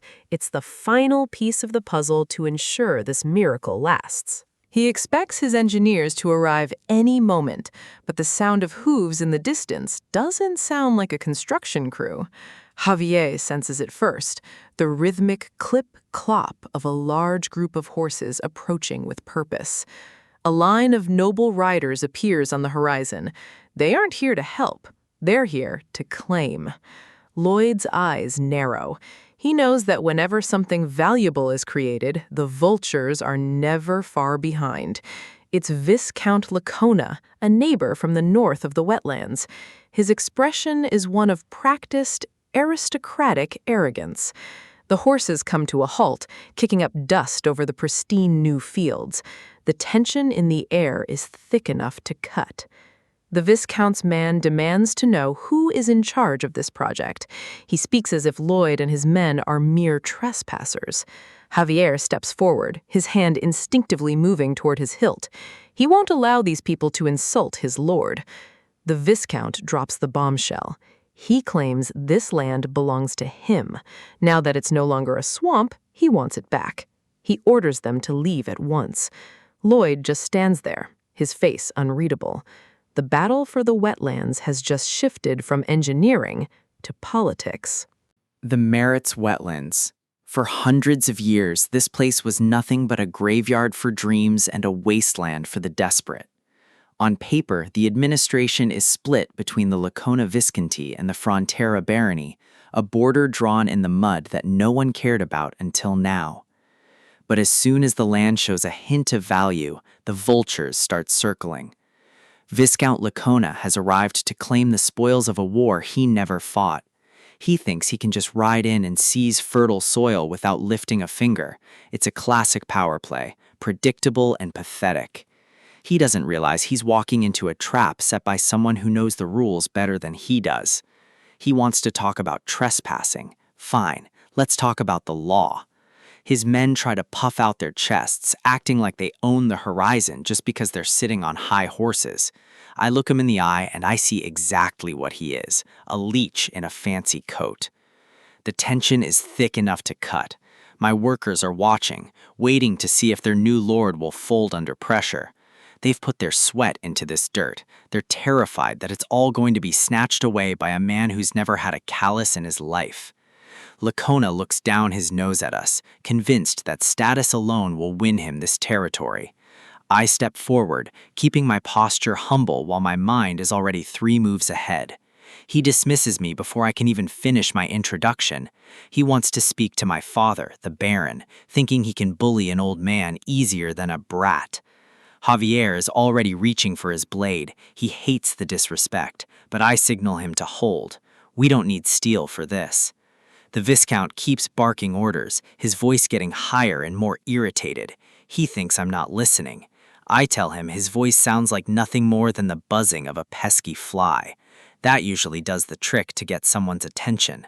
He actually stops to look for the insect. It's almost sad how easy it is to rattle him. His aide has to whisper the insult into his ear. The realization hits him like a physical blow. I don't give him time to recover. I start reciting the Land Act of the Kingdom, Title 321, the special exemption for the development of barren land. He tries to interrupt, but I'm a steamroller. Clause 1. The aim of the law is to reward those who reclaim what was lost. Clause 2. Barren land is defined as land abandoned for over a century. This swamp fits the bill perfectly. Now for the killing blow. Clause 3. Ownership goes to the developer who meets the specific requirements. First, you need the investment of capital and labor. We've poured both into this marshland for weeks. The Viscount is sweating now. He knows where this is going, and he's powerless to stop the lecture. Second, the land must support a residential building. Third, it must be capable of long-term agriculture. And finally, the most important requirement, the land must have produced at least one harvest. I reach down and pull a perfectly formed onion straight from the mud. The look on his face is worth every cent I spent on irrigation. Total, utter defeat. Javier looks stunned. He probably thought I was just throwing seeds around to keep the pests away. I told them to plant those seeds and look after them. It wasn't just for pests, it was for this exact legal standoff. I offer him the onion as a gift, the first harvest of the Merit's wetlands. It's the most expensive vegetable he'll never get to eat. He's fuming, realizing I've outmaneuvered him before he even set foot on the property. He knows he's been played. I shove the onion into his hands, a reminder of his failure to steal what isn't his. The pleasantries are over. Now it's time to show him the door. I drop the act. My voice turns cold. This isn't a negotiation anymore. It's a command. I tell him to get off my land. The authority in my voice leaves no room for argument. He retreats, his tail between his legs, followed by his confused and humiliated entourage. Javier asks if I had a prophecy about their arrival. He still doesn't get that engineering and logistics involve planning for the worst people, not just the worst weather. I've dealt with leeches before. They all follow the same pattern. Wait for someone else to do the hard work, then try to claim the credit. A cheer erupts from the workers. They realize their future is secure because I wasn't just digging ditches, I was building a fortress of legality. They're shouting my name, treating me like a hero. It's loud, it's chaotic, and it's a waste of energy. I don't have time for a victory parade. We have a schedule to keep. I bark at them to get back to work. I'm paying them to build, not to cheer. Efficiency over ego, always. The rain begins to pour. It's the first real test of our drainage systems. The water needs to move exactly where I designed it to go. The channels are roaring. This is what hundreds of simulations were for. If the mountain doesn't drain properly, the whole project washes away. I sit out there in the storm, watching every drop. Complacency is the fastest way to die in civil engineering. The water wheels are turning. The flow is steady. The infrastructure is holding against the deluge. I need to be sure. I need to see if the Merit's wetlands can truly be transformed into something functional. Javier stands over me with an umbrella, looking like he's questioning my sanity again. Let him. Results are the only thing that matter. By morning, the sun breaks through. The leaves are dripping, but the land isn't flooded. It's thriving. The stone paths are clear. The drainage worked. The wetlands are no longer a swamp. They're a foundation. We did it. We turned a wasteland into the most valuable real estate in the region. The system dings. Monumental achievement in construction. I've left a mark on the history of this continent, and the rewards are pouring in. Surveying and design skills both jump to intermediate level 3. Subterranean scanning and 3D simulation mode, now things are getting interesting. Approval ratings are up across the board. Even Javier is starting to tolerate me. My RP is sitting at a comfortable 1355. Stage 1 is complete. But while I'm celebrating, the losers are plotting. Back in the Lacona Visconti, the news of my migration incentives is spreading like wildfire. Free land and protection, it's a nightmare for the neighboring lords. The Viscount is losing his mind. He realizes that in 5 years, the people I'm bringing in will be the rightful owners of the land he tried to steal. He sees the wetlands for what they really are now, a golden goose laying golden eggs, and he's the one who got kicked out of the coop. His jealousy is a physical pain. He can't stand the thought of a lowlife like me succeeding where he failed. He's not going to take this lying down. He calls for his administrator, his eyes burning with a petty, dangerous rage. He wants the supervisor of the dye workshop. He's looking for a way to sabotage me, to poison the success I've built. A few days pass. The construction continues, but there's a new weight in the air. I wake up with a pounding in my skull. It feels like someone is using a jackhammer on my temples. I try to shake it off, thinking it's just the stress of the long days finally catching up to me. I force myself out of bed. There are sections to organize and distribution allotments to finalize. I don't have the luxury of a sick day. I call out to Javier, but he doesn't respond with his usual stoic readiness. He looks just as rough as I feel. He's clutching his head, his face pale. It's rare to see a master swordsman look this vulnerable. I ask him if he's tired too, but the look in his eyes tells me this isn't just exhaustion. He says he's never felt anything like this, a headache so severe it's blurring his vision. Wait, if we're both feeling the exact same symptoms at the exact same time, it can't be a coincidence. Something is happening, something that transcends physical fatigue. This is a system-level problem, and I need to figure it out before it kills us both. The peace of the barony is a fragile illusion hiding a sickness that's beginning to take root in the soil. It starts with the staff. Emily has been fighting a debilitating headache since the first light of dawn. The village isn't faring any better, with hardworking farmers like Alop collapsing under the same mysterious pressure. Even the livestock have sensed the corruption, refusing to drink the very water they need to survive. A shadow has fallen over the community, and it's clear that the lifeblood of the land has been compromised.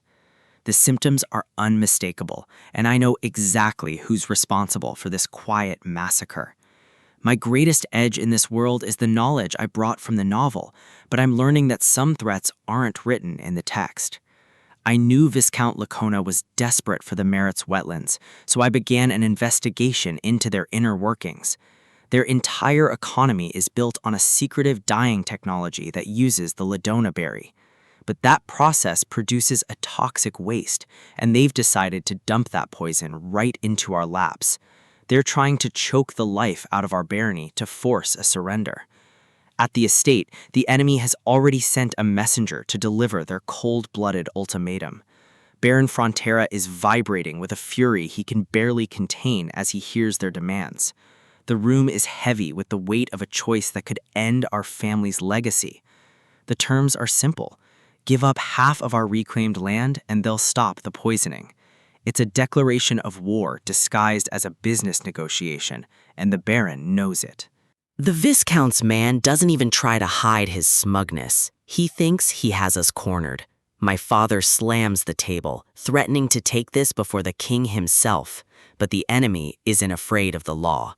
They know the wheels of justice turn far too slowly for us. They're banking on a 2-year legal battle, while our people and cattle die in the streets. The realization hits hard.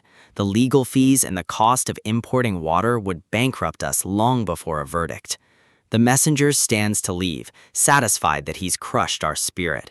He thinks he's walking away a victor, leaving us to rot in the sun. But he's forgotten one variable in his calculations: me. He offers a final mocking bow, completely unaware that his luck just ran out. I don't believe in polite exits. I introduce the door to his face with all the momentum I can muster. I step over his crumpled form, making it clear that the conversation is just beginning. I lay it out plain. I know exactly what these parasites are doing to our water supply. The knight is reeling, his pride taking a bigger hit than his skull. I don't hold back. I call them out for the subhuman scum they are. He's absolutely livid now, his face twisting into something barely recognizable. He challenges me to a duel, thinking his title and a sword will save his dignity. I don't fight fair, and I certainly don't fight with honor when my people are being poisoned. I use the only tool that makes sense for a man like him, a shovel applied repeatedly to his head. He's reduced to a sobbing mess on the ground, begging for a mercy he never intended to show us. This is for every headache and every parched throat in the village. Even the Baron is stunned, but I've never been one for half measures. The sun sets on our victory today, but the real work is just starting. Back at the Lacona estate, the Viscount is screaming at the sight of his broken messenger, but his rage quickly turns into a calculated, predatory smile. He thinks he can use this assault to frame us as reckless barbarians in court. He's already planning to use the incident to add years to the legal process. He laughs, convinced that he's finally found the leverage to bury us forever. He has no clue that I'm relishing the thought of his overconfidence. While he's playing lawyer, I'm standing on the walls, rallying a different kind of force. We aren't going to wait for a court to give us permission to survive. This land was won with sweat and blood, and I'll be damned if I let greed take it back. The workers are ready, and their loyalty is the only foundation I need. The plan is a massive engineering feat, a reservoir that will bypass the poisoned river entirely. Hamong is the secret weapon, using his high-level skills to secure clean water from the source. It's a stopgap measure, and Javier knows that we can't keep this pace up indefinitely. I'm not just building a pond, I'm constructing a full-scale water supply infrastructure. We're going to draw from Lake Capua, deep in the mountains, and cut the Viscount out of the loop. Javier sees the massive distance and the impossible labor, fearing it's a financial death sentence. He thinks it's a loss, but he's not looking at the bigger picture I've painted. I'm not just solving a water problem, I'm setting up a 100-fold return on our investment. The shovel hits the dirt, and the future of the barony begins to take shape. A few months later, the landscape has shifted, and the Viscount is finally feeling the heat. He's biting his nails in a panic, unable to understand how his leverage vanished. He's desperate and defensive, refusing to see anyone as his workshop bleeds out. But the announcement of a visitor from the Frontera family forces his hand. The chandelier light catches the desperation in the room as I make my entrance. I walk in with a smile that should tell him exactly how much trouble he's in. He tries to maintain his dignity, but his voice is thin and trembling. He's still trying to play the game, pretending everything is under control. I just look at him, letting the silence do the heavy lifting. I've got all the time in the world to watch him squirm. I offer to help him with his crumbling business, knowing full well I'm the one who broke it.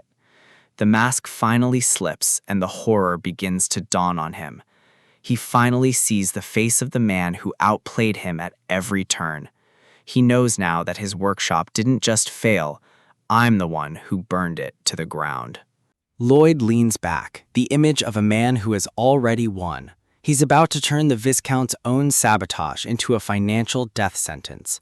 The Viscount's face is a mask of suppressed rage and growing panic as the situation slips out of his control.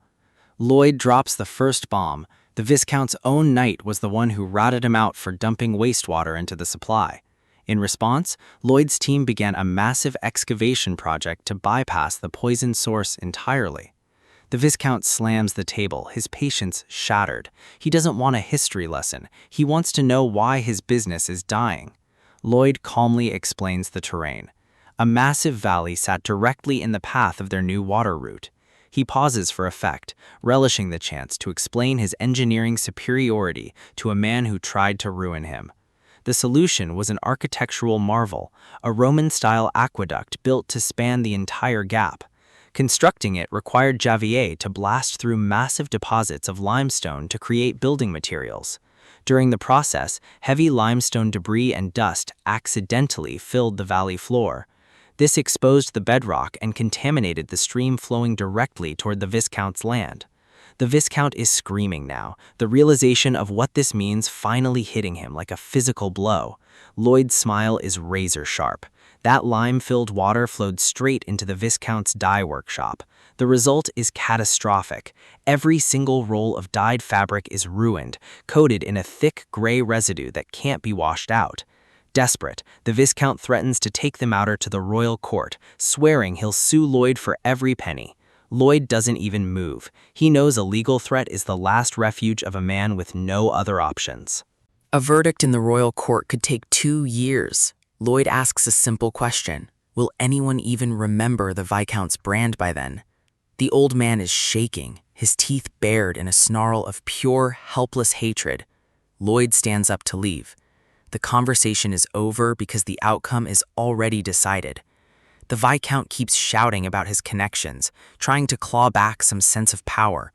He points a trembling finger, promising a war that he lacks the resources to fight.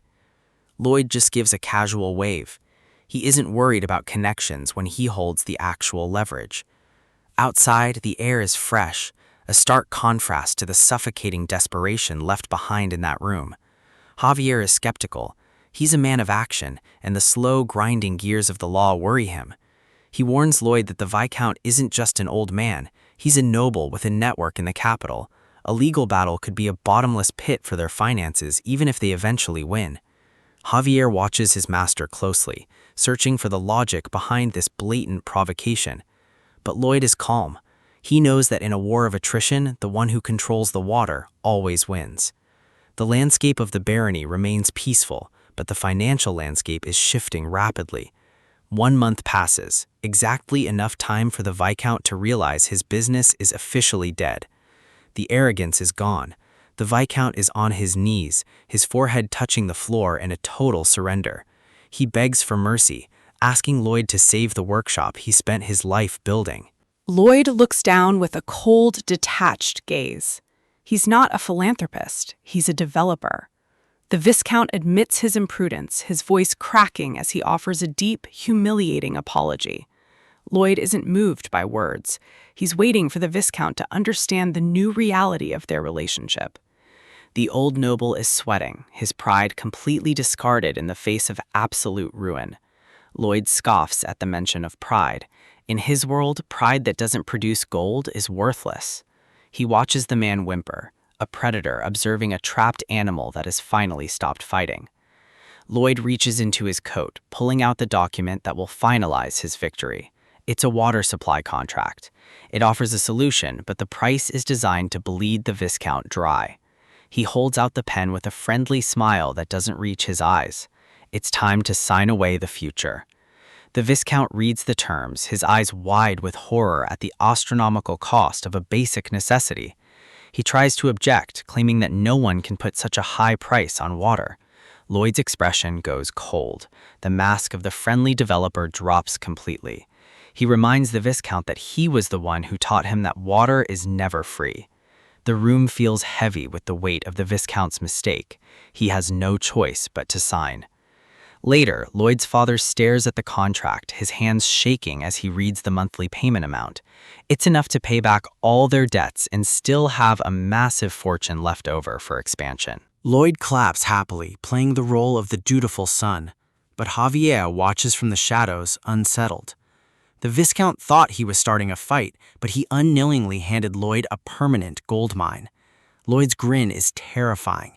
He didn't just win a dispute, he secured the financial future of his house. The contract has no end date. It's a perpetual chain around the Viscount's neck. Even after the Viscount is gone, his bloodline will be paying for Lloyd's lifestyle for generations. Lloyd has no intention of letting anyone off easy. He wants every drop of value he can squeeze out. He'd rip the gold right out of the man's veins if the system allowed it. This is total victory. His father interrupts his dark reverie with news of another potential windfall. Lloyd's face twists into a look so demonic it actually startles his own family. He quickly regains his composure, listening to the details of an offer for the orc treasure he found. Count Cremo, a legendary merchant, wants to buy the junk artifact for a handsome price. Lloyd is skeptical. A man of that stature doesn't buy broken relics without a very good reason. He considers the implications. If Cremo wants it, it must be worth far more than the offer. The scene shifts to Cremo, the city of commerce, a sprawling metropolis built on trade and secrets. It's a place where gold flows like water, but danger often lurks just beneath the surface. Count Cremo stands at his window, his eyes fixed on the horizon as if expecting something. The moon reflects off the calm ocean, but the stillness is about to be shattered. A massive bulge appears in the water, a force of nature rising from the depths. The Count's gaze hardens. He knows that the real test for his city is arriving now. The water erupts in a violent spray as something ancient and hungry breaks the surface. A gargantuan beast breaches, its roar drowning out the sound of the waves. This isn't a problem that can be solved with a contract or a clever engineering trick. The Gigatitan has emerged. Cremo is about to learn that some things are far more expensive than gold. The timeline is set. In just 1 week, we leave the Frontera estate behind. The waterworks in Lacona are nearing completion, marking the end of one project and the start of a much more dangerous game. The Baron is keeping the escort small to minimize costs, requesting only 10 men. He knows the value of every coin now, a lesson learned the hard way through years of debt and stagnation. As he prunes the hedges, there's a quiet focus in his movements that wasn't there before. Javier watches him in silence, waiting for the real orders to drop. The Baron promises to keep a close eye on Lloyd, but his tone has shifted from suspicion to something resembling respect. He remembers the knight from Viscount Lacona who came to blackmail him, demanding half of the reclaimed wetlands. In the past, the Baron would have folded immediately, terrified of the conflict and the potential loss. But watching Lloyd's relentless efforts and the people's renewed hope has sparked a rare flame of courage in the old lord's heart. He admits his own indecisiveness, acknowledging that he hasn't always been the leader this land deserved. A kind heart isn't enough to rule, and the Baron finally understands that. He sees the qualities of a true leader in his son, the firm principles and the absolute willingness to take action when the stakes are high. Javier listens, his own expression unreadable as the Baron evaluates the man Lloyd has become. To the outside world, Lloyd's only principle is money, a greedy drive that seems to consume everything else. But the Baron knows there's more to the story now. He turns to Javier with a final, decisive command. The mission to monitor Lloyd is over. The dynamic of the estate is changing permanently. Javier is no longer a spy within his own house. From this moment forward, his only duty is to protect Lloyd as the true heir of the Frontera name. Javier accepts the command, but his mind drifts the long history between them. He remembers a time when the Baron asked him about his dreams. Even as a child, Javier's path was clear, though the road to get there was paved with hardship. He wanted to be a knight, a protector for the lord who had shown him mercy. The Baron had encouraged that dream, treating the orphan boy with a warmth that felt like a lifeline. He believed in Javier's strength, certain that the boy who survived a harsh winter alone would become the world's strongest knight. To seal that promise, the Baron gave him a wooden sword he had carved himself. It was more than a toy, it was an acknowledgement of his potential. But the original Lloyd, the one Javier grew up with, was a different creature entirely. He took that symbol of hope and used it as a tool of humiliation. With a cruel laugh and a heavy boot, he shattered the wooden sword, trying to break Javier's spirit along with it. In the present, Javier walks through the manor, the weight of those memories still pressing against him. He glances toward the wall, his eyes narrowing at a specific display. The broken wooden sword is mounted there, a constant reminder of the resentment he has carried for years. He enters Lloyd's room, greeted by the same manic energy that has defined the heir's recent transformation. Lloyd tries to play the businessman, jokingly threatening to suspend his services if Javier doesn't cooperate. The service in question is Lloyd's peculiar way of helping Javier rest, a relentless lecture on civil engineering. It's a bizarre tactic, using the sheer boredom of advanced mathematics and soil compaction methods to force a knight's mind to shut down. Lloyd talks about excavation and structural integrity with a passion that borderlines on insanity. He looks like a different person entirely from the brat who broke Javier's sword, driven by a vision that no one else can see. The work is grueling, and Lloyd is always in the thick of it, pushing himself as hard as the men he leads. He snaps his fingers, signaling the end of the day's mental exhaustion. It works. Javier drifts off, his body finally surrendering to the sleep he usually denies himself. The moon rises over the Frontera manor, but the night is far from peaceful. While Lloyd sleeps soundly, the consequences of his actions in Lacona are coming for him. An assassin slips through the open window, a shadow fueled by desperation and a grudge. The blade is drawn, the metal catching the moonlight as the intruder identifies his target. He grits his teeth, blaming Lloyd for his downfall, ready to end the greatest estate developer in his bed. He lunges, putting his full weight behind a killing blow.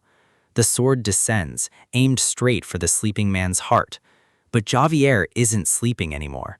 He's a blur of motion, intercepting the strike with tactical precision. Steel clashes in the quiet room. Javier doesn't just block, he dominates the space, protecting Lloyd with the instinct of a seasoned warrior. The assassin is shocked, his momentum shattered by the overwhelming power of the knight standing in his way. Lloyd wakes up to the sound of the struggle, confused and barely conscious as the threat is neutralized. Javier has the man pinned in seconds. The attempt was amateur compared to the level of protection Lloyd now commands. By morning, it's back to business. The work on the waterworks continues without a pause, the infrastructure carving a path through the landscape. Lloyd leads the crew with his usual focus on safety and efficiency. To him, an assassination attempt is just another variable to be managed. They've handed the intruder over to Viscount Lacona, making it clear that the Frontera family isn't an easy mark. Lloyd deduces the motive instantly. The Viscount was paying too much for water and likely took his frustration out on his own men first. He shrugs it off with a cynical laugh. In this world, small-minded people always choose revenge over progress. Javier is unsettled by Lloyd's casual attitude. He expected more concern, more precautions against future attacks. He calls Lloyd complacent, surprised that a man who plans every detail of a construction project would be so careless with his life. Lloyd stops, looking at Javier with a flat, honest expression. He asks what other precautions he could possibly need. As long as Javier is by his side, Lloyd considers himself untouchable. It's a tactical calculation, not just a sentiment. Javier is stunned. The absolute trust in his abilities is a weight he wasn't prepared to carry. Lloyd reminds him of his own history, a boy who survived a monster attack and a harsh winter alone to become a knight. He asks Javier to think about how impossible that survival was, yet he made it happen. To Lloyd, there is nothing more dependable in this world than a man with that kind of iron will. The sincerity in Lloyd's eyes is impossible to ignore. For the first time, the resentment from the past feels like it belongs to a different life. The silence stretches between them, the air thick with a mutual understanding that goes beyond lord and knight. Lloyd immediately breaks the tension, cringing at his own emotional display and demanding Javier say something to end the awkwardness. Javier's response is a simple, disgusted sound, returning to his usual stoic self. He hates himself for even momentarily thinking Lloyd was a decent man, but the bond has undeniably shifted. Lloyd laughs it off, pouting Javier on the back. The approval rating is skyrocketing, a system notification confirming what they both already know. The waterworks will be finished by tomorrow. One project down and the foundation for a fortune is laid. Next, we head to Cremo. It's time to stop surviving and start profiting. There's big money to be made, and we're going to take every cent. The road to Cremo is long, winding through the rugged terrain of a kingdom that is finally starting to hear my name. I'm traveling with Javier and a small escort. This isn't just a business trip, it's a chance to solidify my standing as the continent's premier developer. Of course, long-distance horse riding isn't exactly my forte. I'm basically a sack of potatoes clinging to Javier's back while I catch some sleep.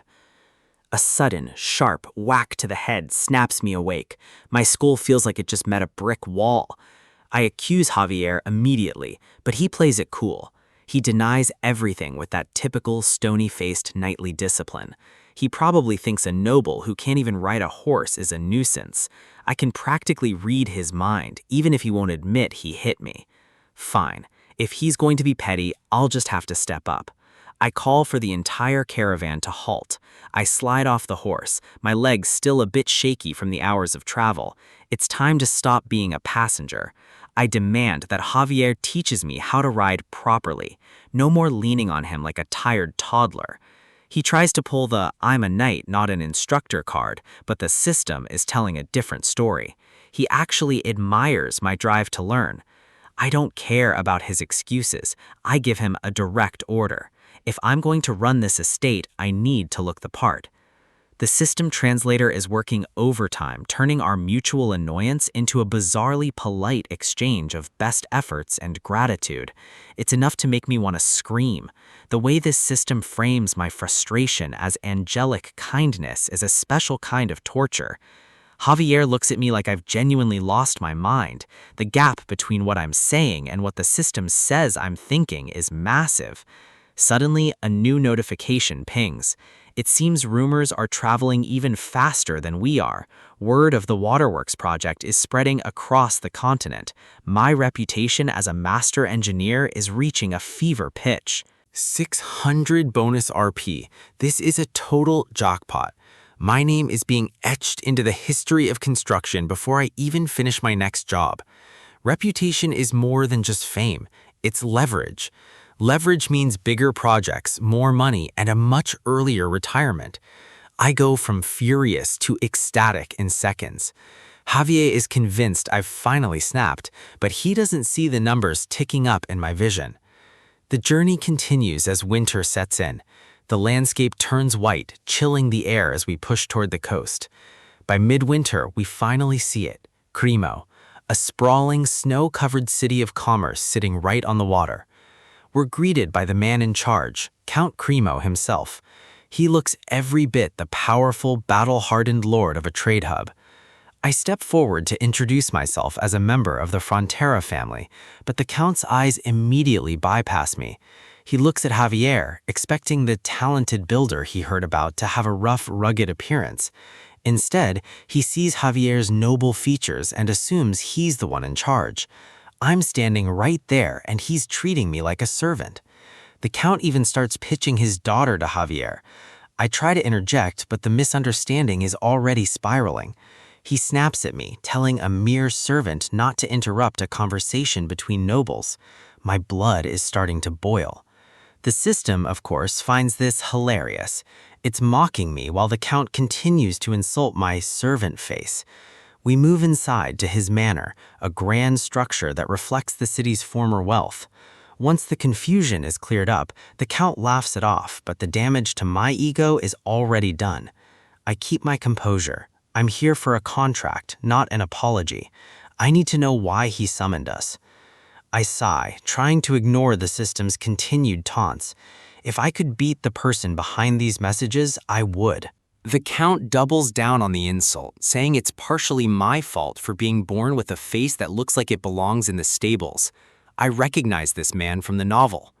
In The Night of Blood and Iron, Count Cremo was a key ally for Javier. In the original story, Javier becomes a fugitive and is eventually captured by the Count in this very city. The Count saw Javier's true character and supported him.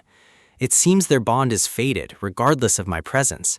The Count explains his plan. He wants to buy jewels to decorate a massive statue he's planning to place in the sea. Trade in Cremo is dying. The city is facing a crisis that even his wealth can't easily solve. A few years ago, a Gigatitan appeared off the coast. It's a massive sea monster that terrifies every merchant ship trying to dock. It hasn't attacked the city directly, but its mere presence is a death sentence for a city built on maritime trade. I remember this from the book. The Navy couldn't touch it in the water. It was an impossible obstacle. In the novel, the city continued to decline, and the Count eventually faced total ruin. The story just ended with Javier moving on, leaving the Count's struggle unresolved. It was a classic narrative dead end. But I'm here now. I know the parts of this world the author didn't bother to finish. I can fill in the blanks. The Count did his research. He found a potential weakness for the beast, mermaids. They are the strongest warriors of the sea and the only thing that Gigatitan truly fears. The monster is terrified of anything that even looks like a mermaid warrior. That's why he wanted the statue, a giant mermaid in the harbor to act as a permanent scarecrow for the Gigatitan. But he's given up. He realized the fatal flaw in his plan. To build a statue out there, they'd have to raise the seabed. Doing that would make the water too shallow for the very ships he's trying to save. It's a catch-22. Scare the monster and lose the harbor, or keep the harbor and let the monster scare the ships. He offers to buy the jewels anyway, just to keep his word to my family, even if he has no use for them now. I can't let him do that. I'm an engineer, and an engineering problem is just an opportunity in disguise. I tell him I'll sell the jewels for a high price, but I have a counteroffer. I'll build his statue, and I'll do it without raising the seabed or interfering with the shipping channels. Friction piles and box casins. By combining these two modern techniques, I can anchor a massive structure directly to the sea floor. We take a boat out to the harbor. I need to see the terrain for myself. Javier looks skeptical, but I'm already in work mode. I dive into the freezing water. I need a direct scan of the seabed to see if my plan is even feasible. I activate my system skills. The grid maps out the sedimentary layer. It's soft, flat, and perfect for driving piles. The bedrock is deep, but that doesn't matter for a friction pile design. The physics are on my side. I surface, gasping for air as the cold hits my face. It's brutal, but the data is solid. Javier is smirking at my shivering state. He's enjoying my suffering a little too much. He actually admits it. Seeing me struggle is the highlight of his day. The guy is a menace. I just stare at him. The cold is getting to me, but the prospect of this contract keeps me going. Javier still can't wrap his head around how I intend to build a vertical structure from the bottom of the sea. He asks if I'm going to use magic. I tell him it's a different kind of magic, the magic of cement. But there's a catch. I have to figure out how to manufacture it in this world, Roman-style cement. If I can replicate the ancient formulas, I can build anything, anywhere. Back at the dock, Javier helps me out of the boat with his usual encouragement. His banter is reaching elite levels. He's officially a master of the verbal job. As we walk, a young woman approaches us, looking nervous and holding a letter with a heart seal. She asks for Lloyd Frontera. For a second, I'm stunned. Is this actually happening? A fan mail? Or something much more complicated?